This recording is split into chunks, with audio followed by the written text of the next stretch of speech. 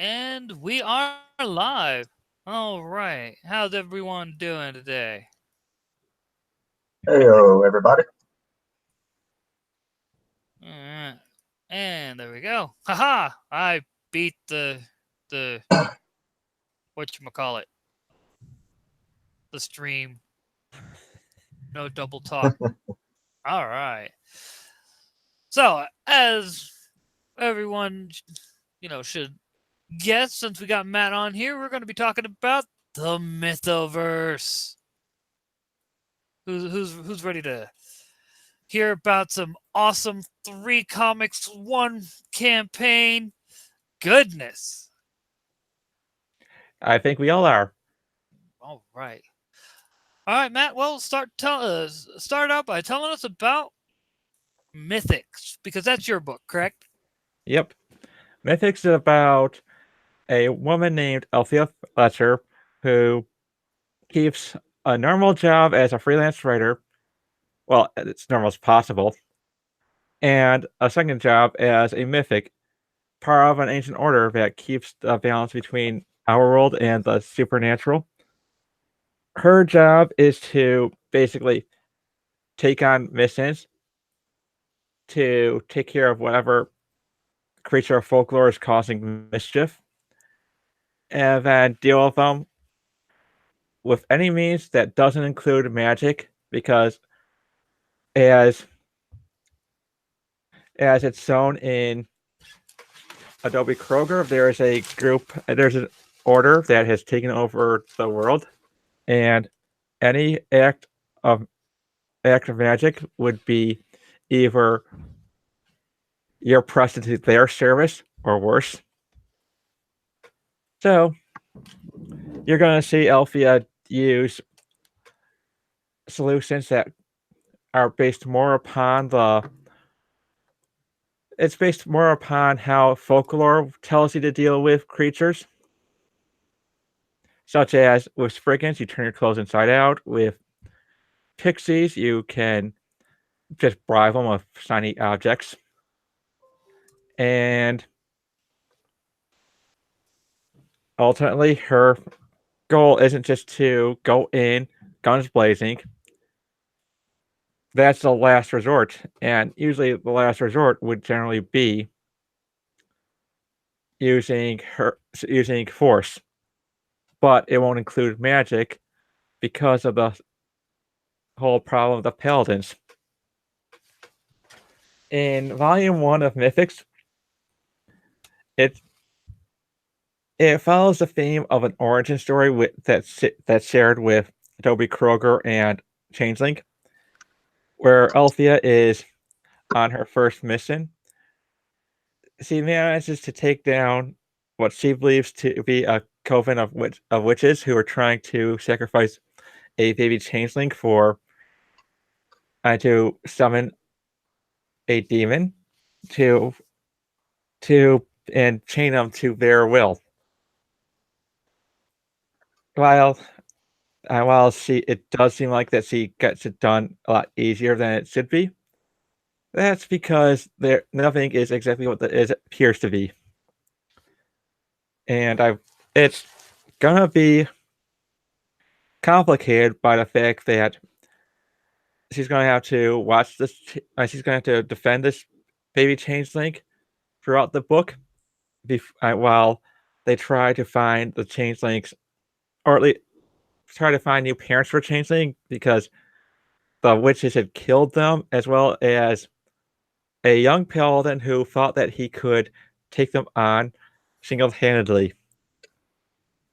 And that complicates things even more because he's also got a more experienced paladin on the case and on the trail for whomever took the baby changeling. Huh.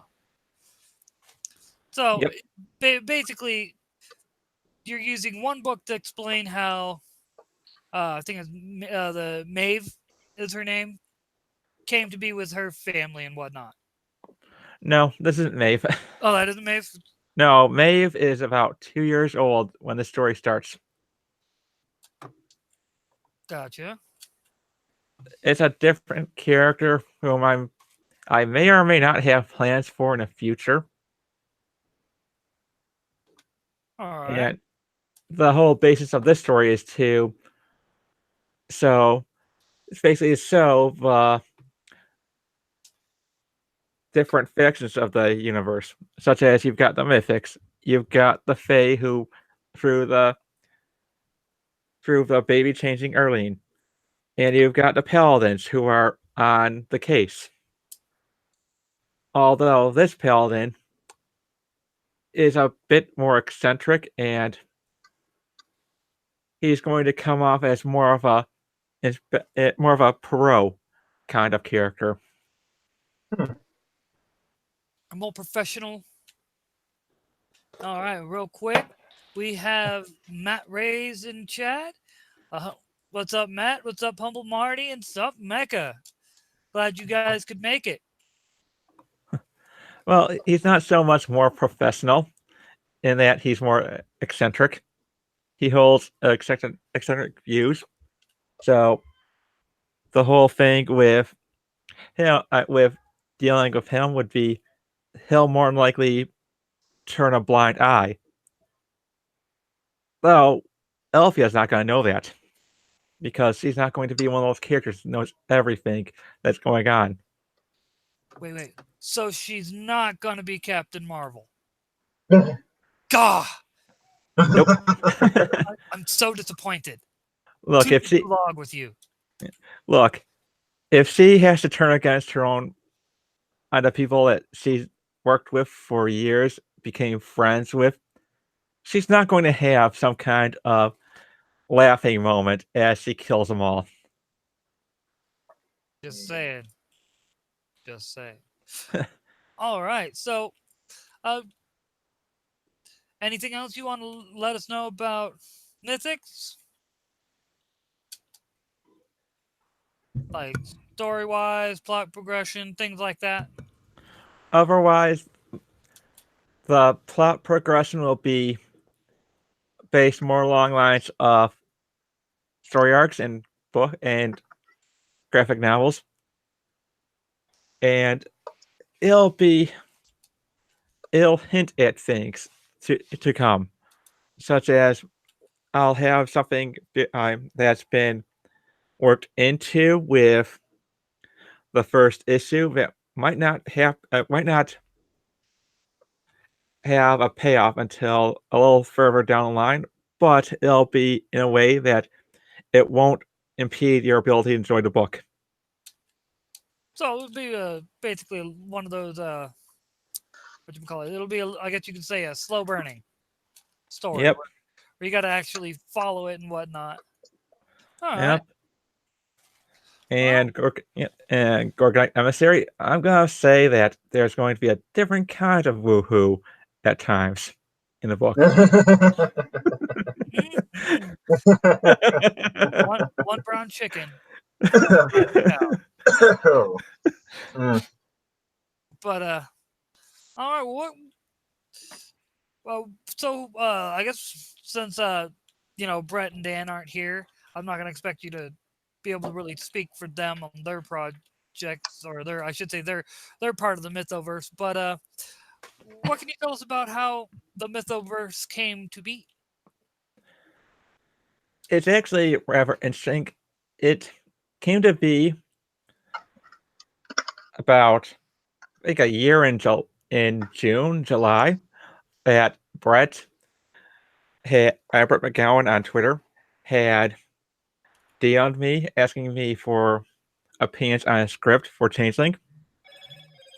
I gave him my opinion about basically he's made some common mistakes for the first script, but it was really good. So we started talking more, talked about our inspirations for our particular universe, our particular stories, and how they're based more in folklore. So that led to a crossover idea that we're probably going to do in the future.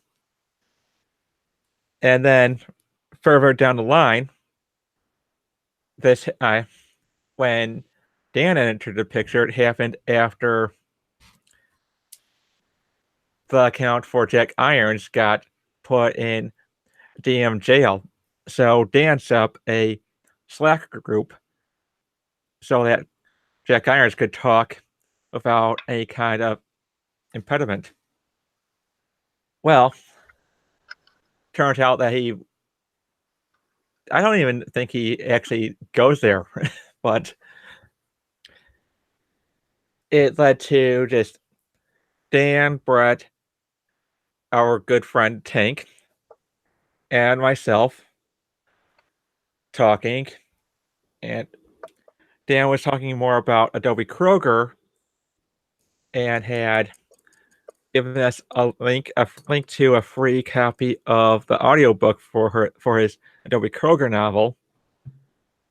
And Brett and I just realized that Adobe Kroger could work within this universe. So we approached him. He was more than happy to do it. And the rest just pretty much fell into place because we found out that we could make these characters work in the same universe with very little kind of adjustments to the worlds.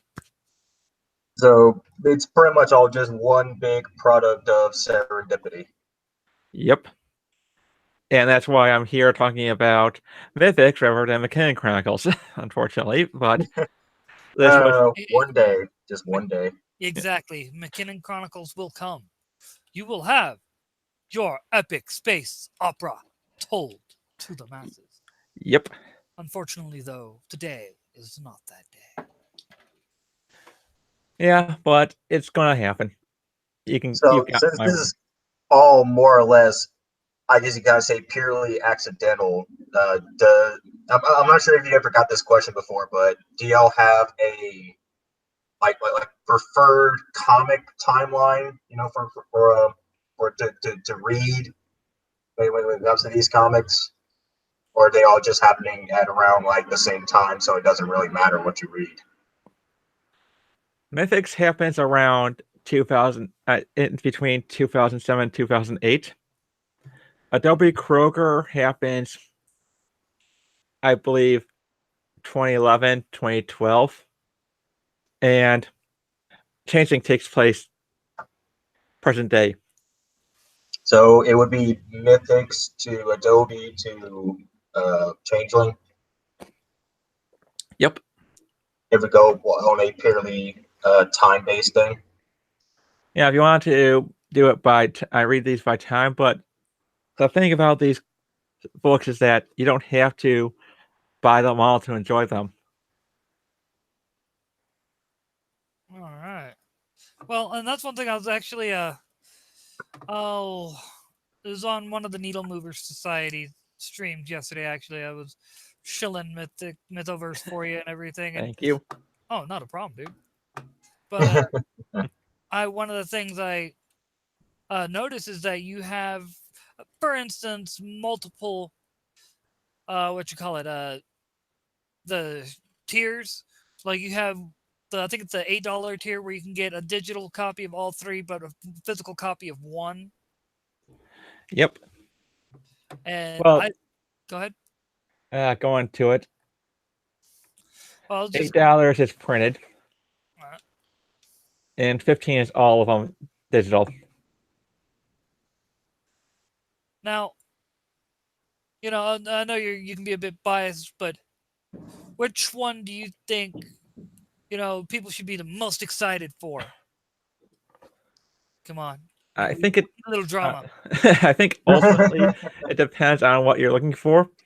If you want something that anyone can read, go for Changeling. If you want something with a little more what if Tarantino made a supernatural action story, you go for Adobe Kroger. If you want something that's somewhat like X-Files, go with Mythics. All right. Good way to set the tone. Good way to set the tone. Thank you. So, with everything that's going on and everything, all y'all working together, how far do y'all really want to take this? Do you want this to be like episodic, or do you have, I guess you could say, is there an end for all of these? The end is more towards the sky because we've been talking about doing events with other between ourselves as well as other creators. So it's going to be basically what's going to happen is that we plan on having it go as far as possible. Such as, that one, if you go on the Kickstarter page, you see that one where the one black and white piece with all three of them together with the dragon in the background. Give me 1 sec. I'll bring it up for you. Thank you. I linked it in the YouTube chat. Word, that just makes life even simpler. Yep. Way simpler. Well, what's going to happen with that is that's what we're going to do for an event. It's going to be one big kaiju battle. Kaiju battle! That's interesting. Right? I'm excited for that. But who's got the popcorn and the bear? Because, this is going to be a lot of destruction. We're going to have to pour some out for the homies that are, no longer with us. This happened during the Wicked campaign countdown, where Google Hangouts just randomly knocks me out. Wow. I don't think they want anyone to know about Mythics. It's all a conspiracy. Just got It is to a keep enough. conspiracy. The total conspiracy. Come on. So, do you want me to make the outrage more even? Oh no. The Star Trek Discovery Enterprise isn't that bad. Free!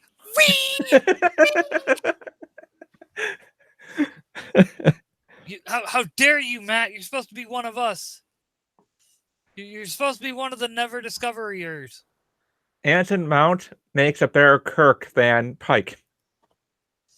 That I can, I wouldn't be surprised if they screwed up that to the point where, let me guess, they wrote Pike like Kirk. Yes.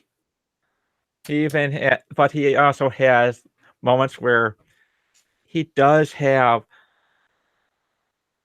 certain movements like Kirk.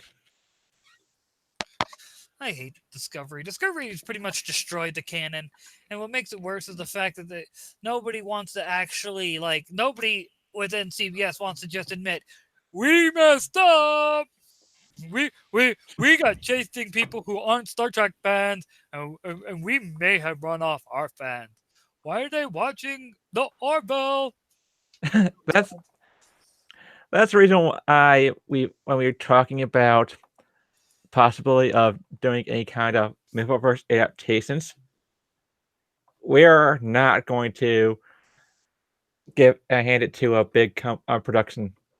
We're going to try, if it's anything, we're going to try to do it on the inside. Yeah.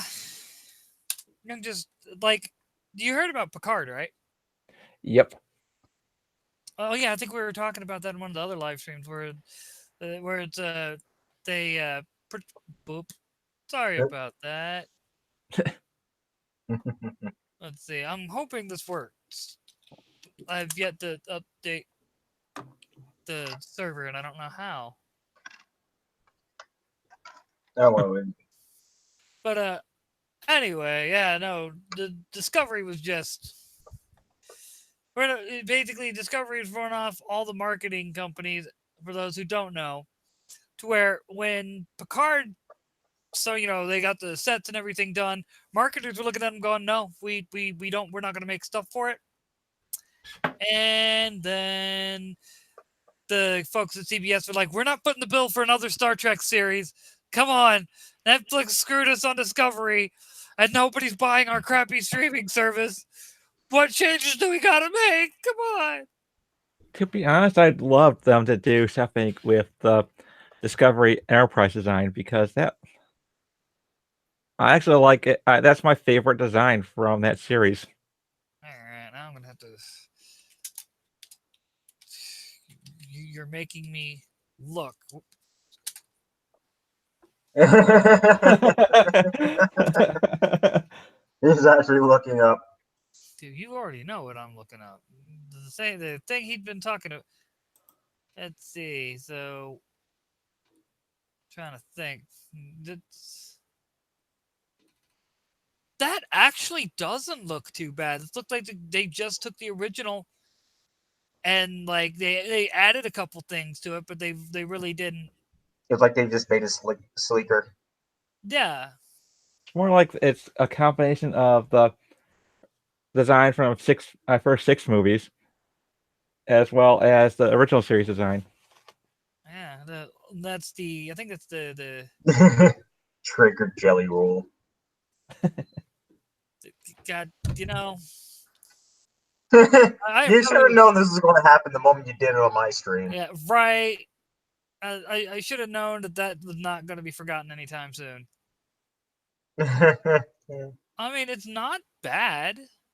I mean, I'm not a big fan of the lights on the inside of the nacelles because that's too much like the Next Generation, the way they had. But I'm not going to complain too much about it.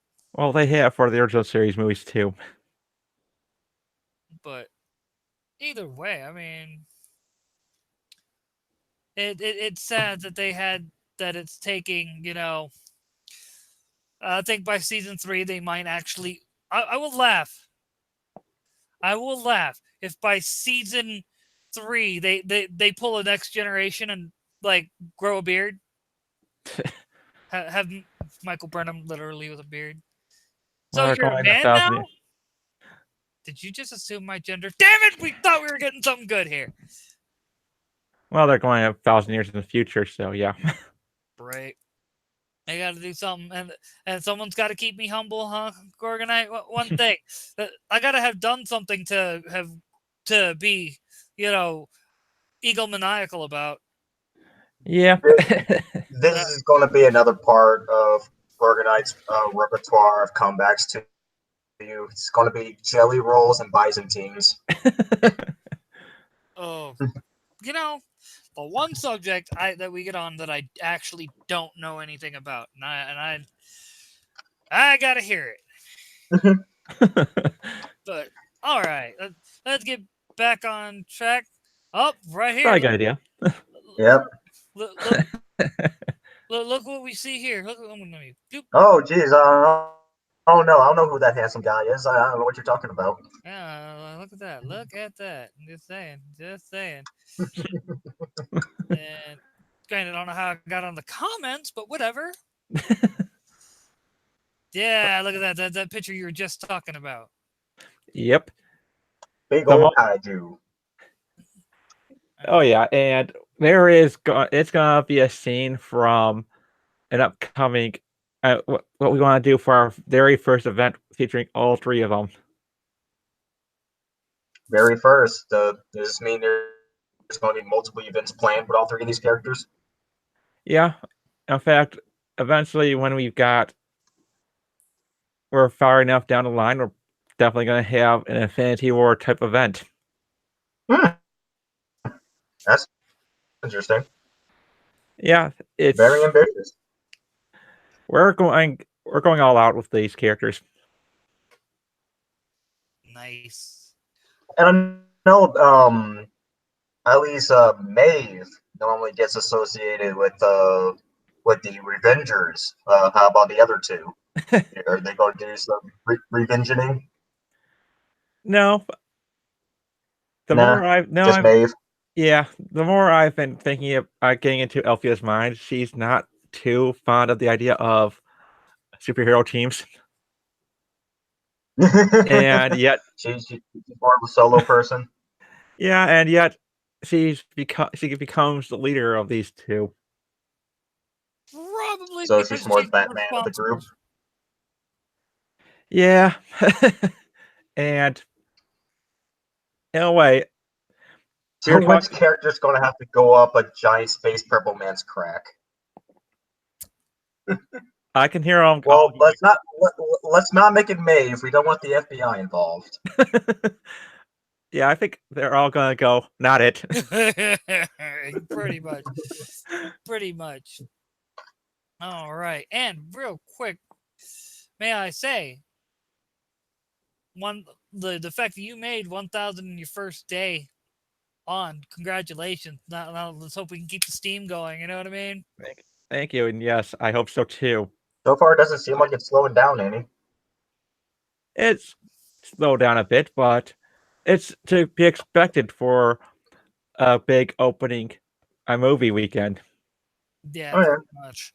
Because come on, I mean, all I gotta say is, what happened to everyone saying, nah, fuck Captain Marvel and whatnot, and like, all I gotta say is, I stood by refusing to go see Captain Marvel and refusing to go see Endgame. I have stood by it. Well, from what I hear, Endgame doesn't have much of Captain Marvel in it.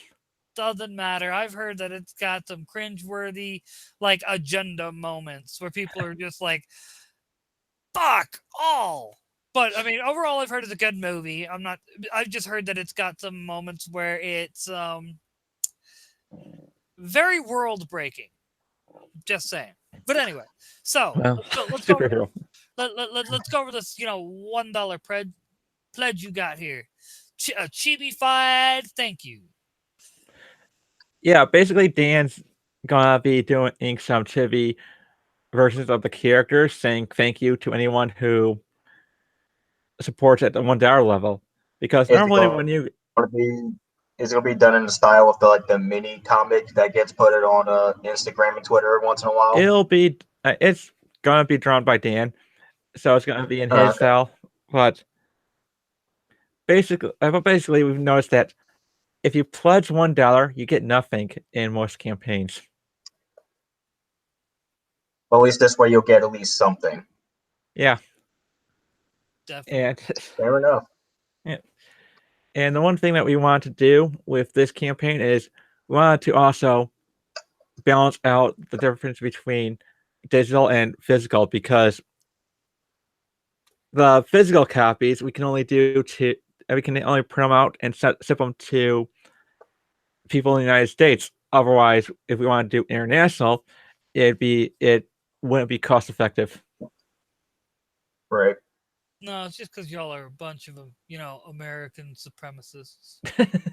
You're just all about MAGA, man. Bunch of fucking, you know what I mean? All three of you, including the wicked guys, all of you. Just saying. Yeah, we don't even talk about the sexuality of the characters. Sorry, I couldn't resist. It's all right. I mean, when you think about, we don't even comment about the sexuality of the characters. Right? So Yeah. So you mentioned the physical and the digital copy. Do you have any stats to give us, like how many pages you're going to be getting with all three? What's going to be like with black and white versus colored? If any of them's going to be colored, I think I at least know that Changeling is going to be colored. But what about the other two? Mythic is definitely going to be colored because Beth does a phenomenal job of lighting, and colors. And what about Adobe Crow? Because the only thing I've ever seen Adobe Crow is all black and white. I haven't really seen anything colored with it. It's going to be in black and white with the cover colored by Brett Smith. Oh, okay. So it's mostly going to be a black and white thing. No, that's fine. Yeah.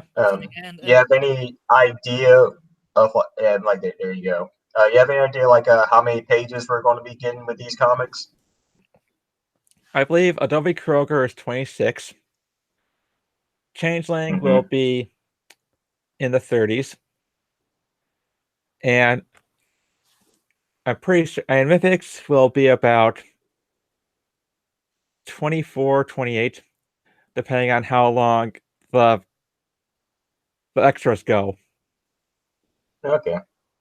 I'm not gonna say anything about Dan or Brett putting in their putting extras, but I plan on doing something to show people how much Beth can improve if the how much her art style will be how much better her art style will be by the end of the run, because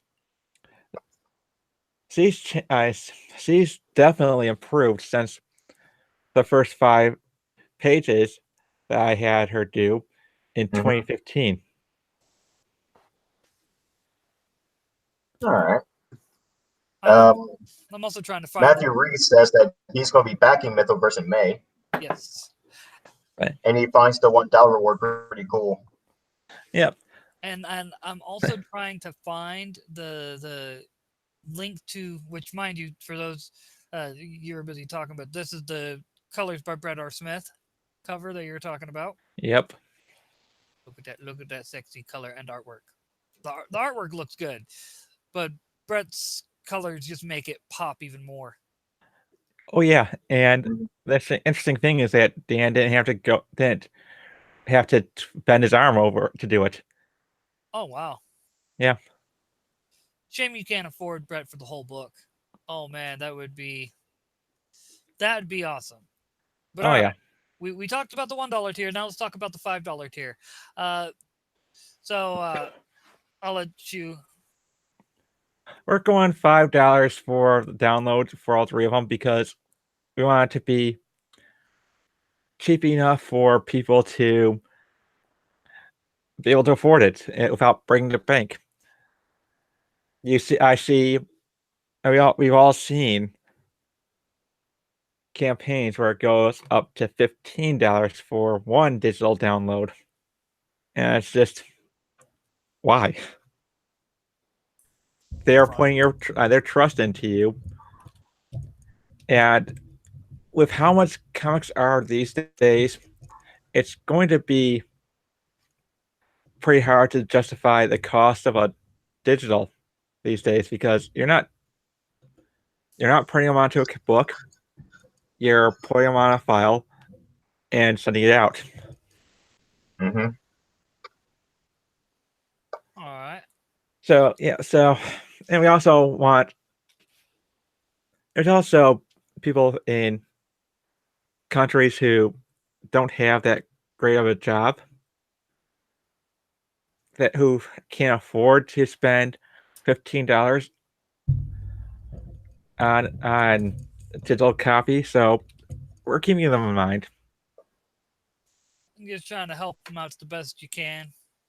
Yep. There. We don't want to be dicks to our supporters. You totally want to be dicks to your supporters, man. You totally do. Yeah. Took me a second to find, but I found it. I was tenacious. Yep. On the same day we launched the website. Yep. And for those who don't know, you do have last I knew it was only the yes, Yep. the one comic. But this is great. Yeah. That was all based on a piece of fan art that basically we see the line art of all 3 characters, except you got Alfie and Adobe as regular height, and you had Maeve down on the bottom looking like a baby. So we just ran with it.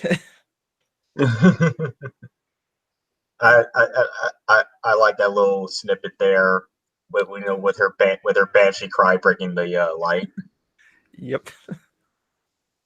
Definitely, and it's just I like this scene here, just because like it. You see, even for it being, I guess you could say more of the chibi style, you still see a lot of emotion in it. Baby Maeve looking like she's still about to cry watching them fight. Mom, Dad, please quit fighting. And you say that, and I just hear it in Nailed voice. Mom, Dad, please stop fighting. It's like, damn it! Curse Yeah, we you, got DVD abridged. we got another artist who's been incredibly supportive of us, Antonella on Twitter, which you'd also see her Twitter handle on the bottom of the page at Moonlight Shadow, but X replacing the O at the end. And she does phenomenal work as well. Mm-hmm. All right. Let's see. Real quick to check chat, and I was gonna skip Endgame, but my boys want to go, so we are hitting $5 Tuesday. That $1 reward is pretty cool. Think we might steal it. Yeah. All Go right. ahead. One of the things that we want to do with this campaign is another way of doing things.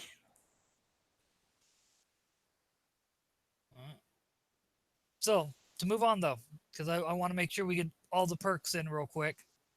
Yep. You have 3 different $8 tier perks, correct? Mm-hmm.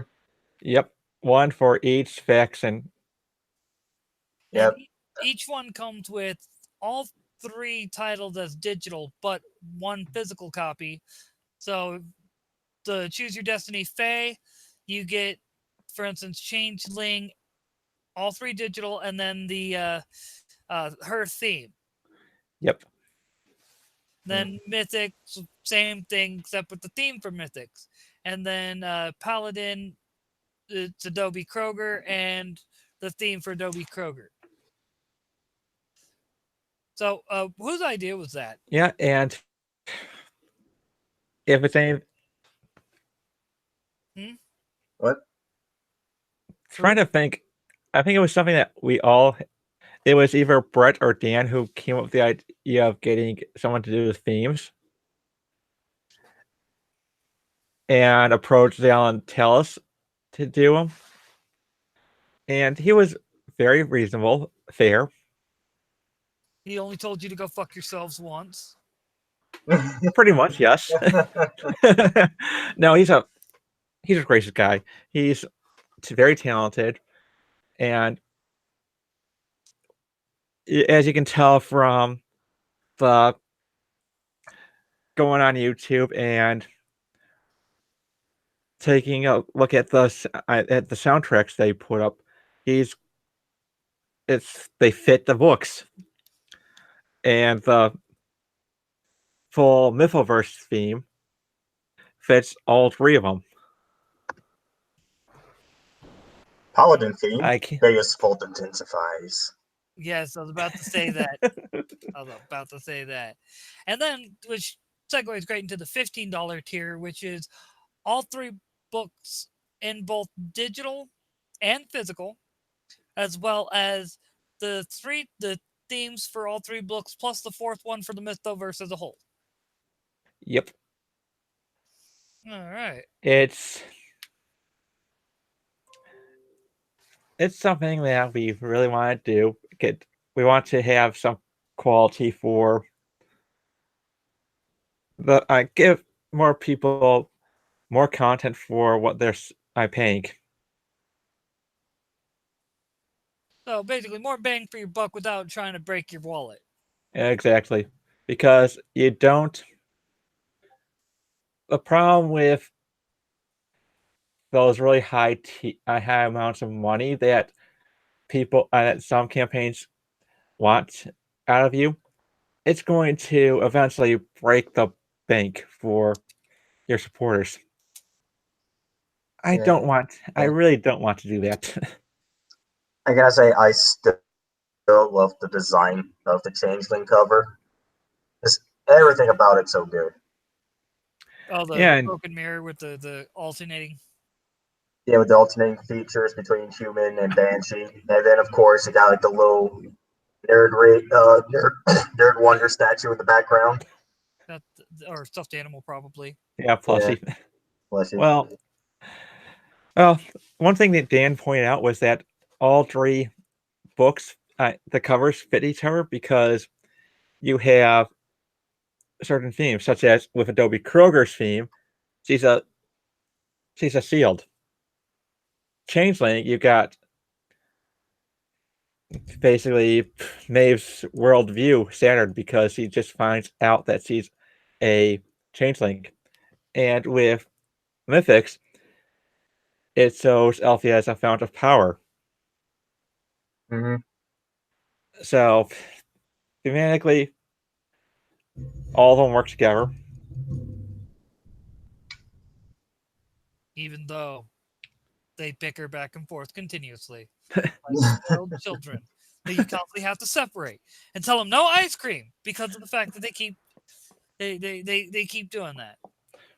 Well, unlike the MCU, Iron Man, and Captain America, we're gonna have these there's gonna be times where these characters do bicker, but we're also gonna show that they're friends too. Word. And let's see, Matt said the Paladin theme sounds like an anime theme, which should happen. And Gorgonite says inappropriately eyes up that $15 tier. Yep. Quit being The best creepy one, over there, though. Gorgonite. The best one though is the $30 tier. It is. Pledge Oh, yeah. at this level. Well, I gotta go full, like, Oh no, it's going all infomercial. out. And if you back now, pledge at this level to receive full digital downloads of all 3 titles, as well as printed copies of all 3 #1 issues, fronted with gorgeous variant colors by at Moonlight Shadow XW, Twitter.com Moonlight Shadow XW, which form an exquisite triptych each in a style which embodies the cultural roots of all 3 stories. But wait, there's more. In addition, you'll receive a beautiful piece depicting the leading ladies of the Mythoverse by Luigi Terrell of Rags Team. Also, you will receive digital download of all 4 musical themes by Zalan Tallis. The theme for each book and the theme for the Mythoverse itself. Order today! I actually pledged at this level, but I didn't keep it at 30. I actually upped it to 50. I added an extra $20 on myself. Do it. Plus the 3 for shipping. So I actually paid like $53, but the pledge is 50. Sorry about that, Matt. I had to. It's all right. But Okay, so I'm looking up right now the 3 covers that Antonella is doing. all right, let me switch over to All right. Are you gonna need the screen? Not yet. Well, I'm gonna stop presenting and stop screen sharing for the time being. Yeah. Oh yeah. Gonna keep that up or keep that there so I have it. All I have to say is that Google is useless. That's Google is useless. Just saying. All right, now I gotta figure out how to update the server for the. Yeah, the triptych is actually pretty good. It's one of the first things I've solved of the Mythoverse, and it's very eye-catching. It is. It's got all kinds of different art styles attached I to remember looking at it and just started immediately thinking about tarot cards. Yeah, it also shows how talented Antonella is because you saw those chibi characters, and then you see these covers, and then you see the fan art she did on the first day. Which that's still hilarious though. Like I still say the one thing that's missing from that, from Maeve, is there should have been her with the eyes. There should have been a wah wah around her, just for added comedic effect. But that's Yeah. Well, you can screen share now. Screen share you. Yep. All right, you have the floor. All right, so You are in control. Yep. So am I are the covers showing now? No, you No, have to. you have to go to the side. There's like Oh. a green button. There's a screen share. Okay.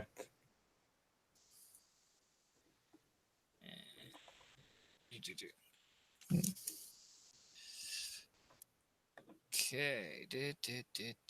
There. right. There we There go. we go. Yep, All right. yep. And those are the ones.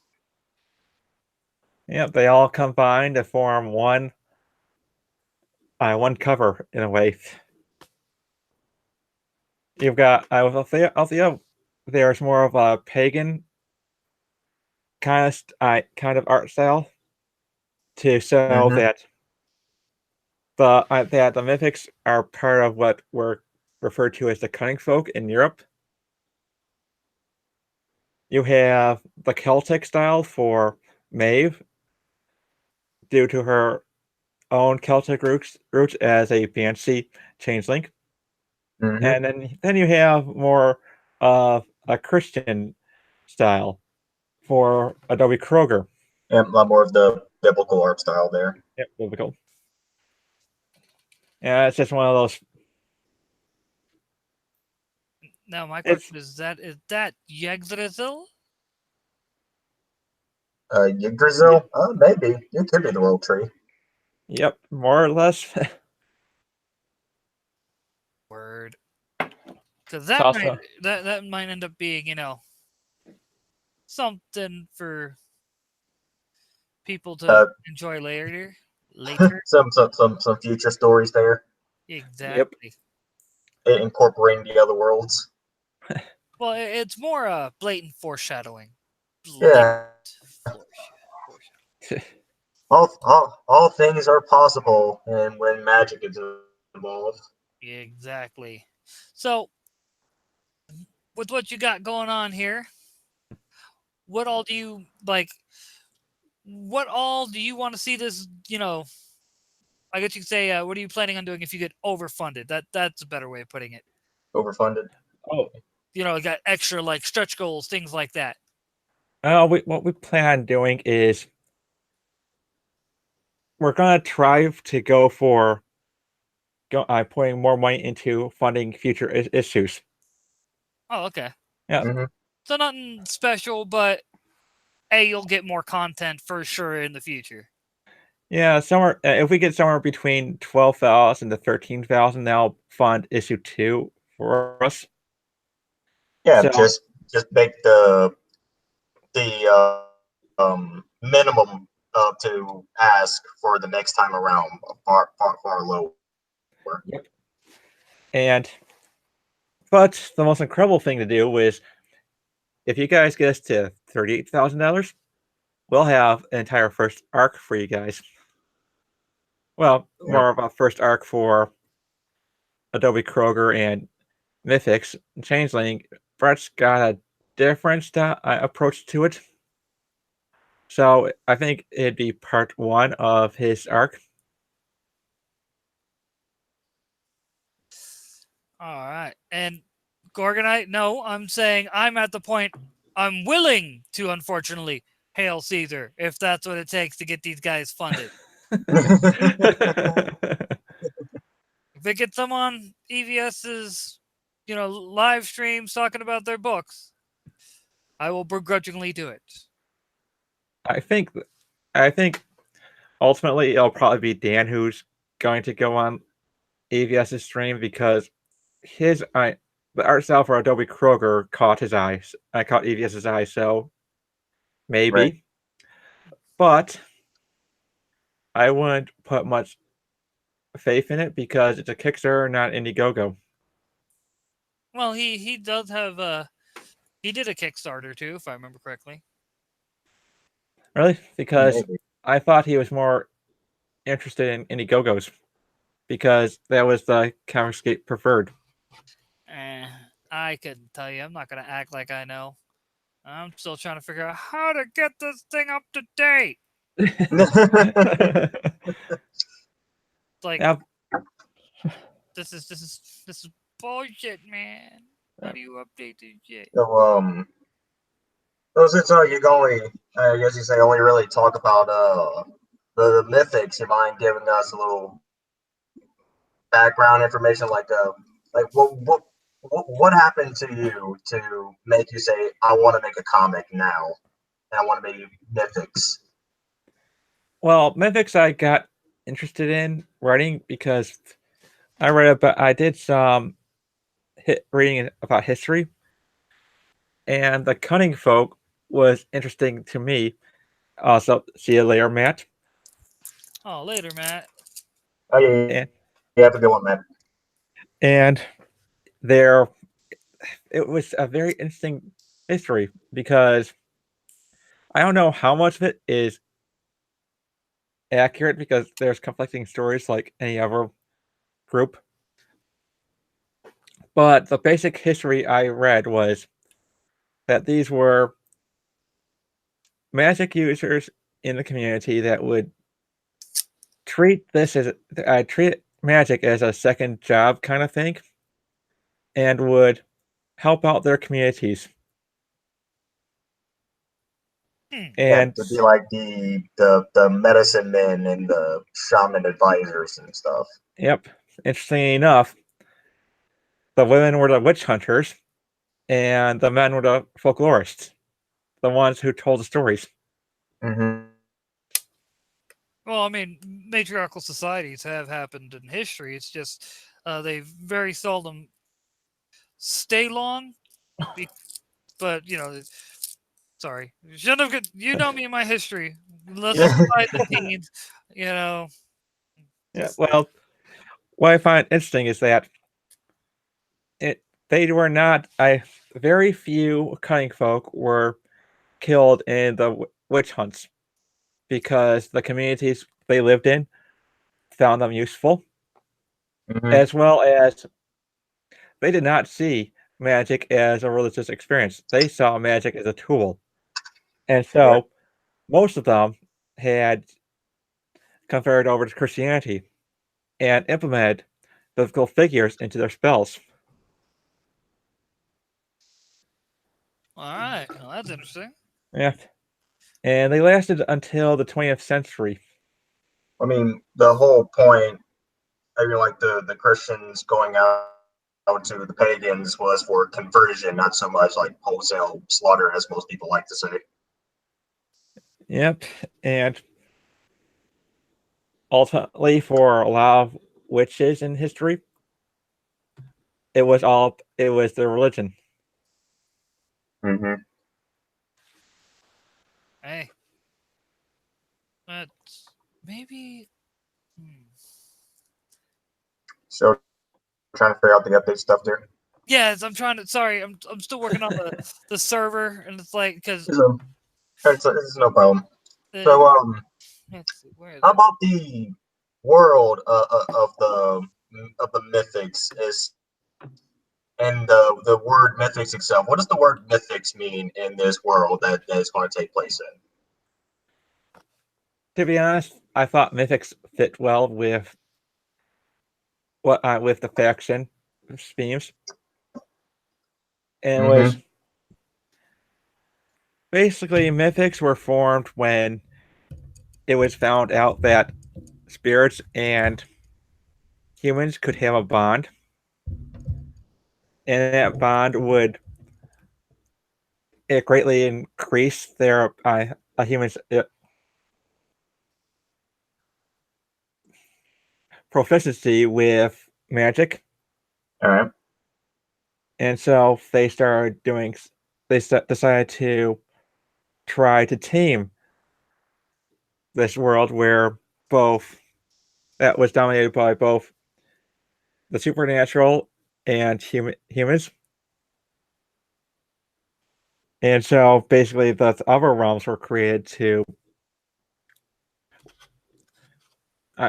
well, the other realms were around for quite some time, but most of the creatures that inhabited the earth went back there over time so that humanity could grow. Then So come there are other realms in this universe. yep. Well, Bob, there's a road tree right there. There are other worlds confirmed. Yep. Hashtag confirmed. Didn't even take long to get it done. All right, on to the next myth. Well, Except we don't have Jamie and Adam and the other guys and whatnot. Yeah, And, don't have to be team. yeah, right. And we're not going to virtue signal that. We're not going to do that either. Right. Nope. So mythics are basically a thing where human magic casters and spirits are kind of working together for something. Yep. That all came apart when the Order of Carolingian Cross, which is the Paladin order from Adobe Kroger, came into power and started seeing every basically, it's how Dan and Brett like to describe them. They're a hammer, and every problem is a nail. But does this still mean So, that Althea has a spirit companion with her, or the paladins can't do away with that? she does. The guy that you see in the preview pages, Mm-hmm. that's her spirit, her familiar, Gallatin. And when they're not on missions, he takes the form of a German Shepherd. Althea's best friend is also man's friend. What? I said Althea's best friend is also man's best friend. Yep. Although, he's been protecting her all of her life without her realizing it. So, he's more of a father figure. Oh, okay. Yep. And from his preview pages, he looks a little bit like an elf. Is that intentional? Is all spirits like elf-like, or is that just him? Yeah, it's intentional. Okay. We're giving them more of the role of Tolkien's elves in this universe. Okay, I can see that. That's all I gotta say. Waited to see if there's anything more from that. No. Just Tolkien. Because Oh. the movie's coming out like what, a week or two. Yeah. And may I say, God The damn layers it, and you see, dwarf. right? But may I say, you see Beast in everything now. I don't know the actor's name. I think it's like Jonathan Holt or something like that. Nicholas Holt. Nicholas Holt. And yeah, good actor, very good actor. Just It's going to be interesting to see how true they are to Tolkien's life. I'm not a Tolkien fan, so I'll have Hey, to. I like some of Tolkien's work. I'm just not a big fan of Tolkien himself. I will say I've been a wee bit over everything Lord of the Rings for years now. Yeah, one of ours kind of killed it, didn't they? Yeah. But- So Althea is a magic caster. Is there any specific type of magic that she specializes in or favors? More or less, she's more of the type to be more. Let's just say that she prefers magic types that don't announce her presence. So It's more of a sneaky caster. yeah, so if she's gonna be more manipulative when it needs to be done, So but she's definitely not into prestidigitation. yeah, but we created a document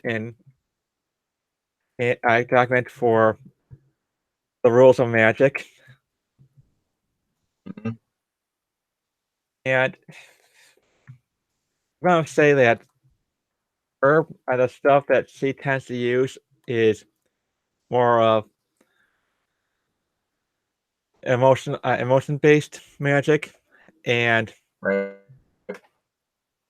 subtle spell casting. All right. And about these other worlds that are in the Mythoverse, are we going to be seeing anything of these other worlds, or is it all going to be like in the mortal plane or Earth? In for Changeling issue 2, I believe, he's going to have Maeve. Brett's going to have Maeve go to the Fey realm. And issue 3 or 4 of Mythics, I'm going to have Althea go into the Spirit realm. So we're going to see two different worlds, and in a way, the Fae and the spirits are, in terms of how they interact with each other, are a lot like the dwarves and elves from Tolkien's world. Oh, okay. Not really the best of friends. Nope. In fact, Brett and I worked out that there was a war between the two. Oh, Yep. starting to sound like what was it Asgard and Vanaheim a little bit over here. Yeah, and let's just say that the Fae aren't too happy that the Mythic Order has a program to deal with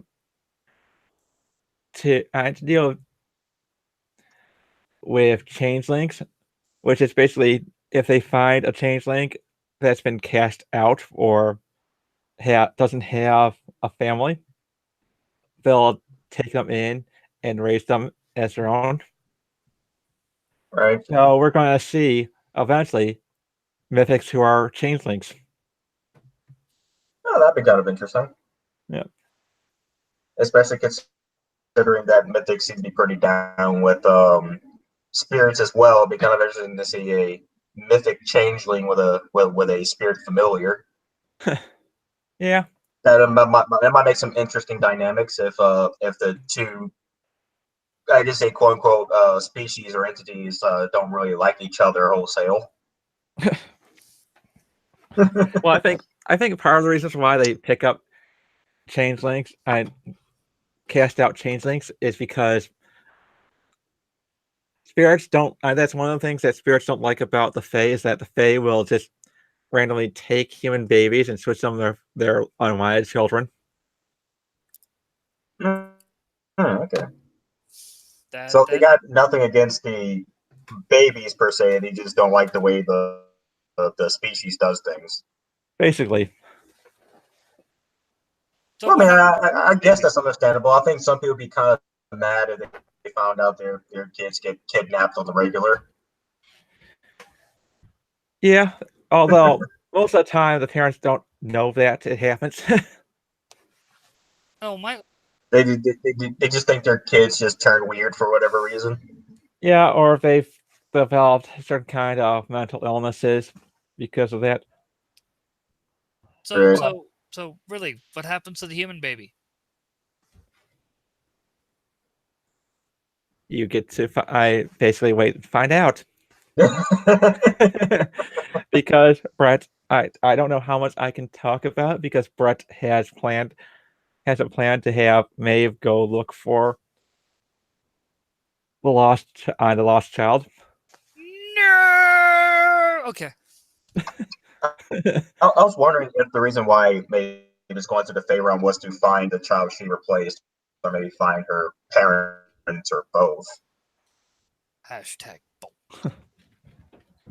Well, why are you guys assholes? Look, if we told you guys everything, we would have no need for this Kickstarter because you guys won't want. I will know everything. They're not going to buy the books because you know it all already. So, right. I like that Gorgonite says throws tarps over a pile of bones. like how there's a meme going on about spoilers for Endgame. I guess we should make a a meme about spoilers for Mythoverse. Right. Yep. Like, damn it. But I needs to know. I needs it. I needs it or I will explode. I do that too sometimes. Hey kids, you want some illegal spoilers? Right? Wait, no, you gotta do it right, Hey, fellow kids, want some illegal spoilers? Oh no. What you buying? Some spoilers, are you? Exactly. I'm still trying to figure out how to update the damn server. Like I found the tutorial that allowed me to set it up, but I haven't found the tutorial for how to update it. So in a lot of the preview pages for Mythics, we see this whole thing's like Kickstarter off with like the baby changeling and these witches. Is there anything you'd like to tell us about the witches themselves as to why they're doing all the stuff they're doing? Well, they want to all summon a about? demon. Oh, so demons are Basically, the thing. Yep. So basically, what you want to do to summon a demon is to sacrifice a child of both worlds, which is a changeling. And you also have to, I believe you also have to know, but I have to also bring a favored animal of the demon, which you can tell that these witches are not the brightest because they did not bring a sacrificial animal. So they just sacrificing the changeling would have been enough. Well, they wouldn't have gotten the demonic power because they only sacrificed the changeling. They didn't sacrifice the favorite animal. Well, I bet that would have went orderly for them. Yeah, it's just a good thing. That's a good thing that Elvia stopped by. Good thing indeed. Ooh. Anyway. And so Yeah. I'm okay. Sorry. Right. Don't mind me. I'm just There's no problem. doing- So with demons, are we gonna be actually seeing some demons in any of the? Well, I can imagine we seeing demons in Adobe Kroger, but in the other comics, are we seeing demons popping up? Yeah, but I think it's too less. There's not going to be as many in Changeling. Yeah, I guess this changeling's more of an internal struggle kind of a thing, not so much reacting to stuff on the outside happening. Yeah, and I think the most interesting thing about Changeling is that one of the internal struggles is over religion. You have Maeve, who's been brought up in a good Christian home. And she's a product of pagan beliefs. Yep, and she's going to struggle over whether or not she wants to keep her Christian identity. But oh yeah, that'll definitely be an interesting struggle considering the history between Christianity and most pagan faiths. Yeah. no struggle at all. None. I don't even. And how old is Maeve again? Like 14 or 16? 14. Yep. 14. So, yeah, there's definitely going to be a whole tonnage of history that you wouldn't expect to happen at that young of an age. yeah, and just so you guys know, if anyone tries to do the waifu sit on her, we are all judging you. Very, very harshly. Yep. All I gotta say is I don't blame you. I'm proud of you. And you know, quite frankly, it's one of those. I'm kind of scared if someone does do that. Especially when people, they're not angry. They're just very disappointed. In terms, we're so disappointed that we have to call Chris Hansen. Oh no. Excuse me, could you take a seat over here, please? Who the fuck are you? Sir, we have been told that you like to make a 14-year-old comic book character into your waifu. What do you have to say for this? I don't know what? The Japanese do it all the time. We're not Japan, sir. That's not an excuse. Ignorance of the law is not forgiveness of the law. Yep. Oh, we got a legendary blue gamer. Up. Let's see, and doop. And I think I might have figured it out. Yeah. Yes. At long last, I may have figured it Yeah. out, but I'm going to have to make it. So, you spoke about rules involving magic. Is there any kind of rules that newbie magical practitioners should know about maybe before they get into the craft? Figure out who the paladins are.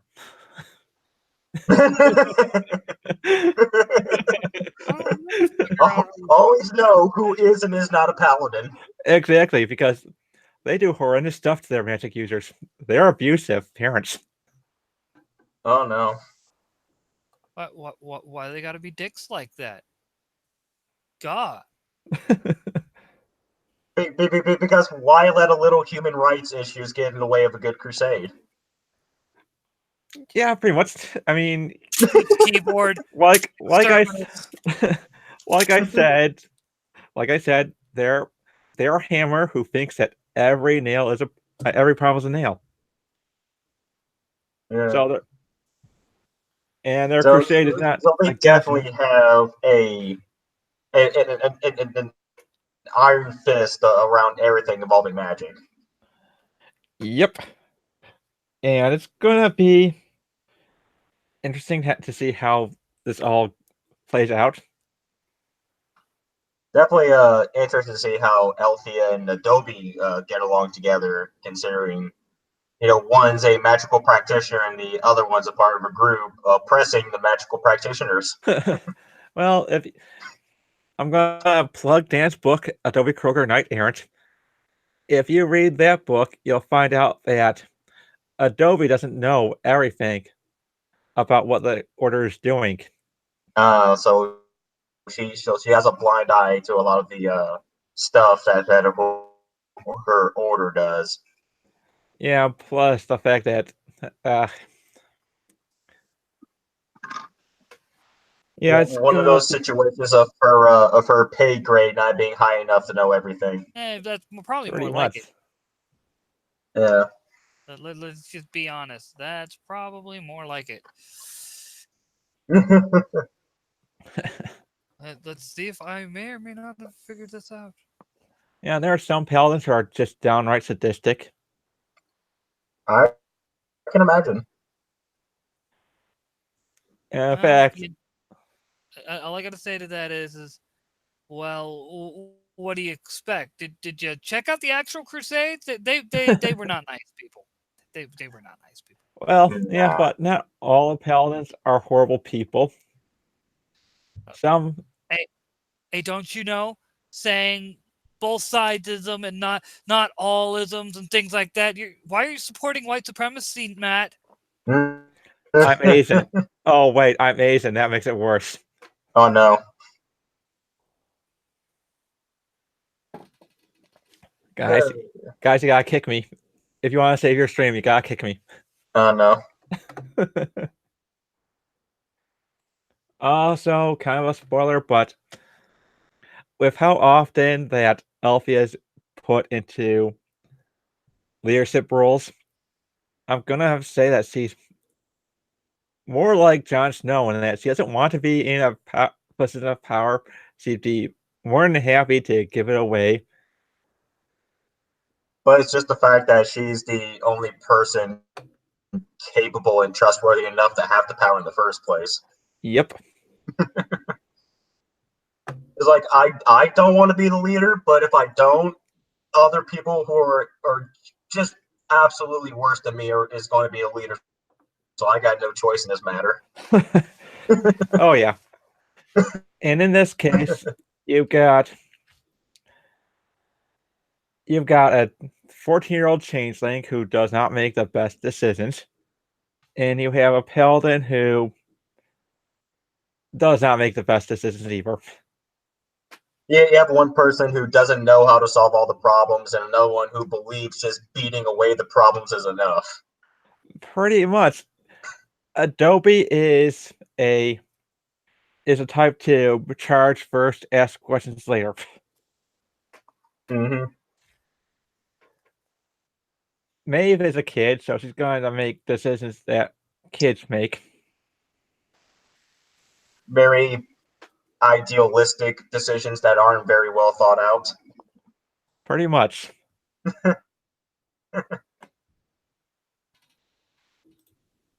Althea makes her own mistakes, but At least she it's acknowledges not gonna. that there are mistakes to be made. Yep, and she'll learn from them. Mm-hmm. And so And I'm going to. We know about the three leading ladies, but is there going to be any other major characters that will be a play into the story of the Mythoverse? Yeah, Brett and I have been brainstorming some more Mythoverse comics. And basically, we're going to go into a lot more detail into the world. Mm-hmm. One is going to involve Japanese gods. Oh. Yeah. And I've got one that was initially a spin-off of Mythics that could work to show the seedier side of the Magic community. Basically, a mafia type of organization that is ran by dark wizards. Mafia magic users. That's a scary thought. Yep. Oh no. And a lot of the magic, and there are some, and it's going to deal with a character who had basically two choices: either go with the mafia magic users, or go with the paladins. Both sides are not good options. Yeah. So, considering this whole thing is called the Mythoverse, are we to assume that y'all do plan on expanding the Mythoverse? Yep. We've got, for example, we've got your project that was announced weeks ago. Yep. And we've got a number that I'm not certain how much we can talk about just yet. Just that's going to be a very big event for the Mythoverse once there's a crossover for that. Very cosmic. Yep. So we're going to it's going to be one hell of a ride. And for what I've seen, like I'm not going to explain too much for everyone who's not in the Mythoverse creation circle, but for what I've seen when it comes to quote unquote phase 2, compared to phase 1 seems to be foundational character work, like very character focused, bring in the foundation of the world. Then phase 2 comes along and it just greatly expands the world of the Mythoverse. Yep, and we're going to. All I gotta say is that we're going to have a lot of great stories to tell in the future. Have y'all ever gotten any other comics in mind to put into the Mythoverse outside of the ones from the 3 from phase 2? No, not yet. We've basically decided to keep it on the down low for accepting submissions because we don't want it to overwhelm Wicked. Right. This is just focus on the ones you got right now, get that built up, and then build on later. Yep, and there are people who I think that if they want to submit, will be more than happy to bring them aboard. But I do like the idea that you all are willing to talk about um, the comics. Well, not so much in detail, but at least say that y'all have future comics already planned for the next phase of the Mythoverse, because it definitely shows that y'all aren't doing this for a quick cash grab. No, y'all have a plan of some kind for the future for this. Y'all want this to be a thing that continues on. Y'all want this to be a staple in the indie comic sphere. Yeah, and I think it also helps that we have rewards that perks that don't break the bank either. Oh, definitely not. Everything's all very doable. Yep. We've been listening to people talk about their issues with crowdfunders, and we've listened. And hopefully it all works out in our favor. Hopefully. Yep. I'm not going to declare victory just yet. You can declare victory whenever the Mythoverse has become a bit more streamlined to where it doesn't rely on crowdfunding to keep making a new issue, where it can pretty much self-sustain itself. Exactly. And can you hear me now? All right. Did something happen? I've been sitting there trying to talk, and I'm like, why do you keep talking over me? Damn it! No, you Did you mute yourself? You might cut out. So Yeah, we no, heard none of that. yeah, Yeah. no. I'm sitting here like, come on, because I was trying to say, like, thanks to Legendary Blue Gamer for subscribing, and like, No, we heard none of that. yeah, no, it was like I made the joke like fantastic, kind of like when you were talking about the Magic Mafia. It's like, so kind of like what they did in Fantastic Beasts. No one like, Yeah, no, we heard none of it. yeah, So, I finally got it fixed. I guess before we continue on, is there anything you said before you want out like right now? Other than the servers up and running Oh, for okay. you. Like, I finally got it working. I don't know how well it's going to last, and if you lose me from the stream, it's because of the server, kind of. You know what the server does to my net. Yep. There we go. Hey. Yeah, but I think it's going to be more of a Mark Millar type of Magic Mafia than a J.K. Rowling Magic Mafia. Word. So it's gonna be like a for real mafia. You're gonna have like the boss of all bosses, the mini bosses, the footmen, and all that stuff going on. Yep. Gonna have the quote unquote legitimate businesses that just cover up for the dirty laundry going on underneath, all that stuff. Yeah, there's both legitimate and illegitimate, such as part of it was legitimate side, or so to speak, they're gonna have brothels. Oh, okay. Yeah, that would do it. Well, prostitution this is dark magic. There's going to be some very, very questionable stuff going on in that brothel. Well, let's be honest, it's not really surprising. Prostitution's the oldest profession known to man. Or one of, anyway.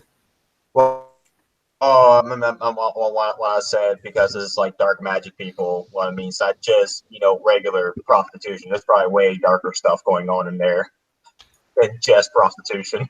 I'm not going to ask. I know better than to ask. I'm just going to sit here, nod my head, and try to find me I guess I'm going to have to make me now a shovel.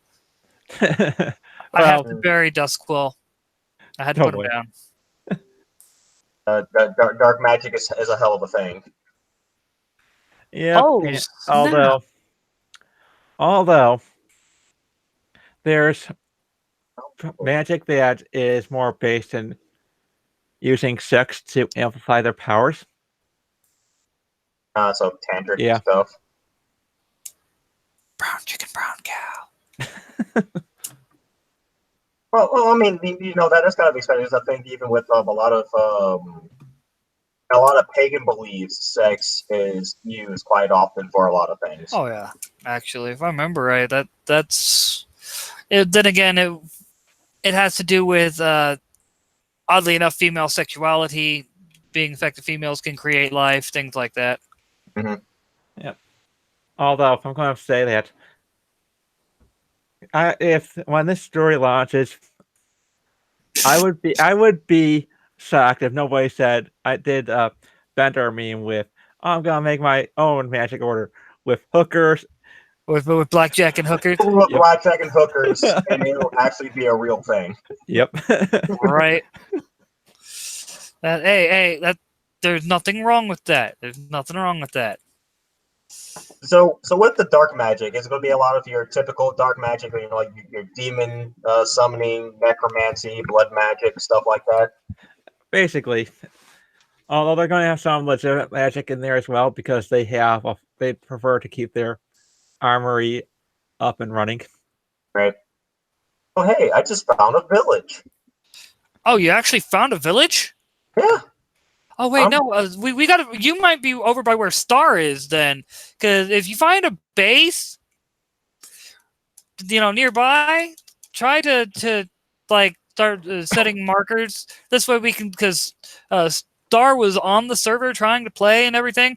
We couldn't meet up. He had I had no clue where he was. He had no clue where we were. Well, I'm definitely gonna, as soon as the world is done loading in, I'm definitely gonna try and lead a trail of torches to it. That works for me. And eventually we'll even have a minecart trail to it. And right now I'm in the process of clearing the spot where we're going to have our farm animals because I want to be able to start making freaking an enchanting table or an area and whatnot, which requires lots and lots of cows. Just Minecraft stuff. Yeah. Yep. Hey, if you got Minecraft on your computer, dude, I will shoot you the server information. We can all be playing Minecraft right now. I've got Minecraft. I will shoot you the server information, especially since it's up to date. God damn it, Sand. And then eventually we could probably start up a server for Wicked. Right? No. Oh yeah, a Wicked server would be pretty great. So I found my old computer, right? Mm-hmm. One thing though, there's no way in hell my old computer can handle being a Minecraft server. Oh boy. I would, or else I would. Like if I had the funds, I would go ahead and when I get the money, I'm probably just going to turn this computer into a server for various games because it's still a solid computer. I use it to run everything right now. So I see. Well, all I have to say is anyone who wants to make an Althea skin for Minecraft, I wouldn't be opposed to it. Just saying. Oh, just imagine all the Mythoverse having Minecraft skins. That would be looking pretty good. right, Yeah. dude. All I can say is make sure Cody has himself a Jack Irons. You have a Althea. Dan and them having their characters. Chuck having Spork. Imagine a Spork Man freaking Minecraft skin. That'd be insane. Right? Especially if they could somehow get the handle to the Spork. Like that would be to come off the model. Uh-huh. Yeah. All right, I got the trail set up. Word. Connected it with my other trails. It also leads to a trail where I found lava above ground. Nice. We need as much obsidian as we can get. Hey, did you have your diamond pickaxe on you? No. then that means I lost mine somewhere. Not cool. That's painful. That is very painful. All right, Matt, Yeah. check your messages on Twitter. All right. Thank you. You now can access it like a boss. I'm just trying to get everything back to. Oh, I also want to have the server up because I'm going to need to know. Like I said. Oh wait. I do have a diamond pickaxe with that. Okay, so you have one on you. So the one in here is Yeah. mine. Okay, good. I'm trying to hold on to that, like I said, until we can start doing enchanting. Because, we needs it. Right. And you should see the new models for the wheat when it's fully grown. Oh really? It looks pretty badass, dude. It looks pretty bad freaking ass. And so I think it's about time we start doing what I'm doing on mine. Oh, shit! Fall in Yep, lava. I heard that. He blew up. So Oh. with oh wow, that's a big hole. So with these dark magic users, are we going to expect Elfia to fight some of these? Yeah. Or is it going to be more like trying to find out their stuff and getting someone else to fight them? I'm just wondering if she's going to be more of the investigative role or if she's going to do some combat herself. Yes. I think it's gonna be more of an investigative kind. And so be more trying to figure them out, like where everything's at, who's involved, what exactly they're doing, and then maybe like alert the paladins or something. Well, secretly, so basically it'll be secret. I shall secretly let them know because there's no way she wants to get taken in by them. Mm-hmm. But for now, it's in that kind of story. Those kinds of stories, I'm not certain about. They're not fully formed yet. Okay. So it's gonna. What I can tell you about it is very limited. I mean that's fair enough. That's very fair.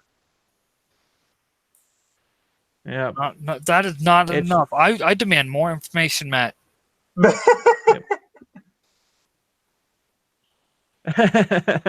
he requires the information.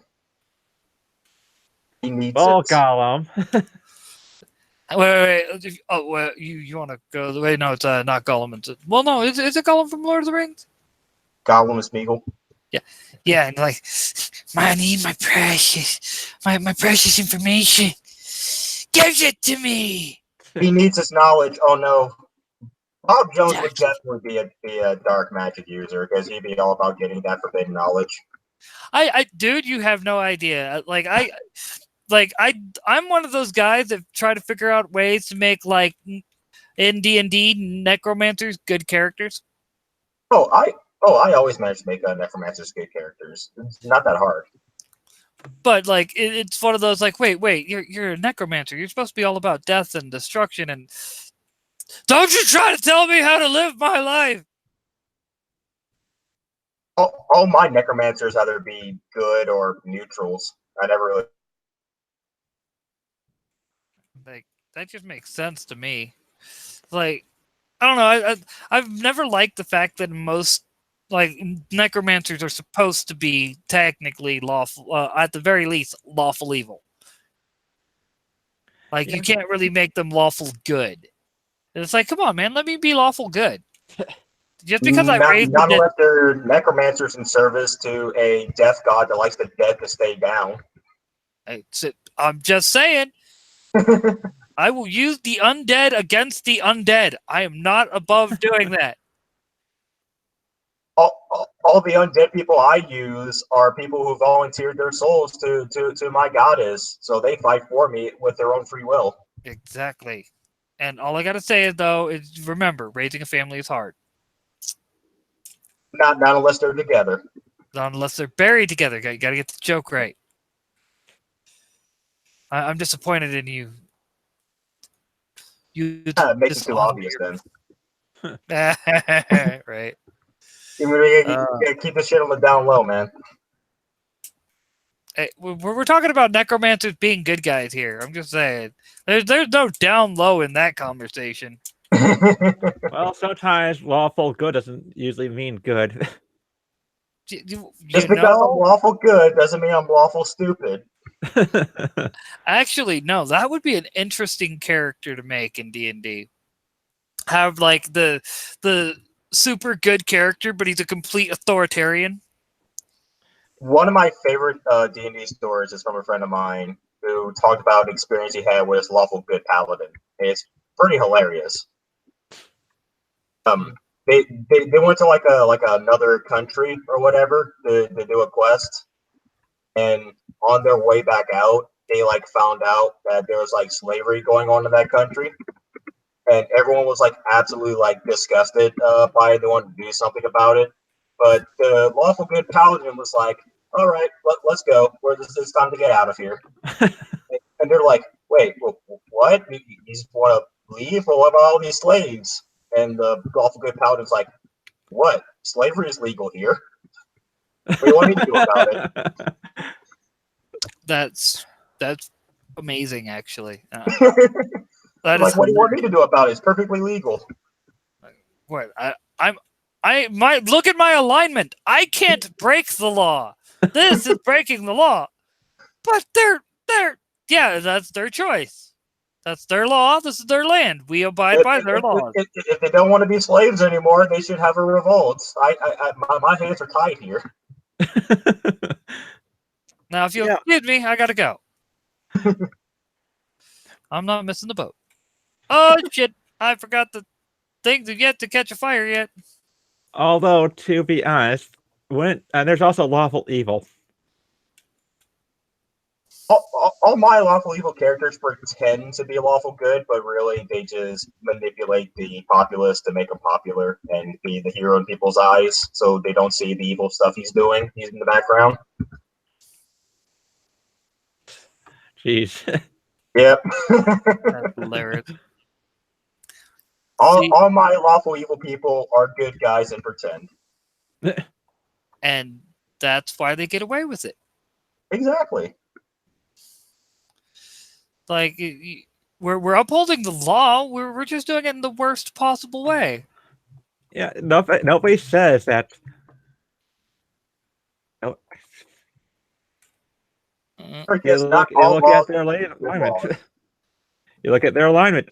It's lawful good, not lawful and not good. Just neutral good or chaotic good, or anything else for that matter. No. I mean, lawful evil would probably join in, get a few slaves himself. Because, sorry, was trying to get a creeper away from our our little farming area that needs to be upgraded eventually. You know what we need to do, real quick? What? We need to put a thing like fencing around it so creepers and whatnot can't get too close to it. Yeah, that would be pretty good.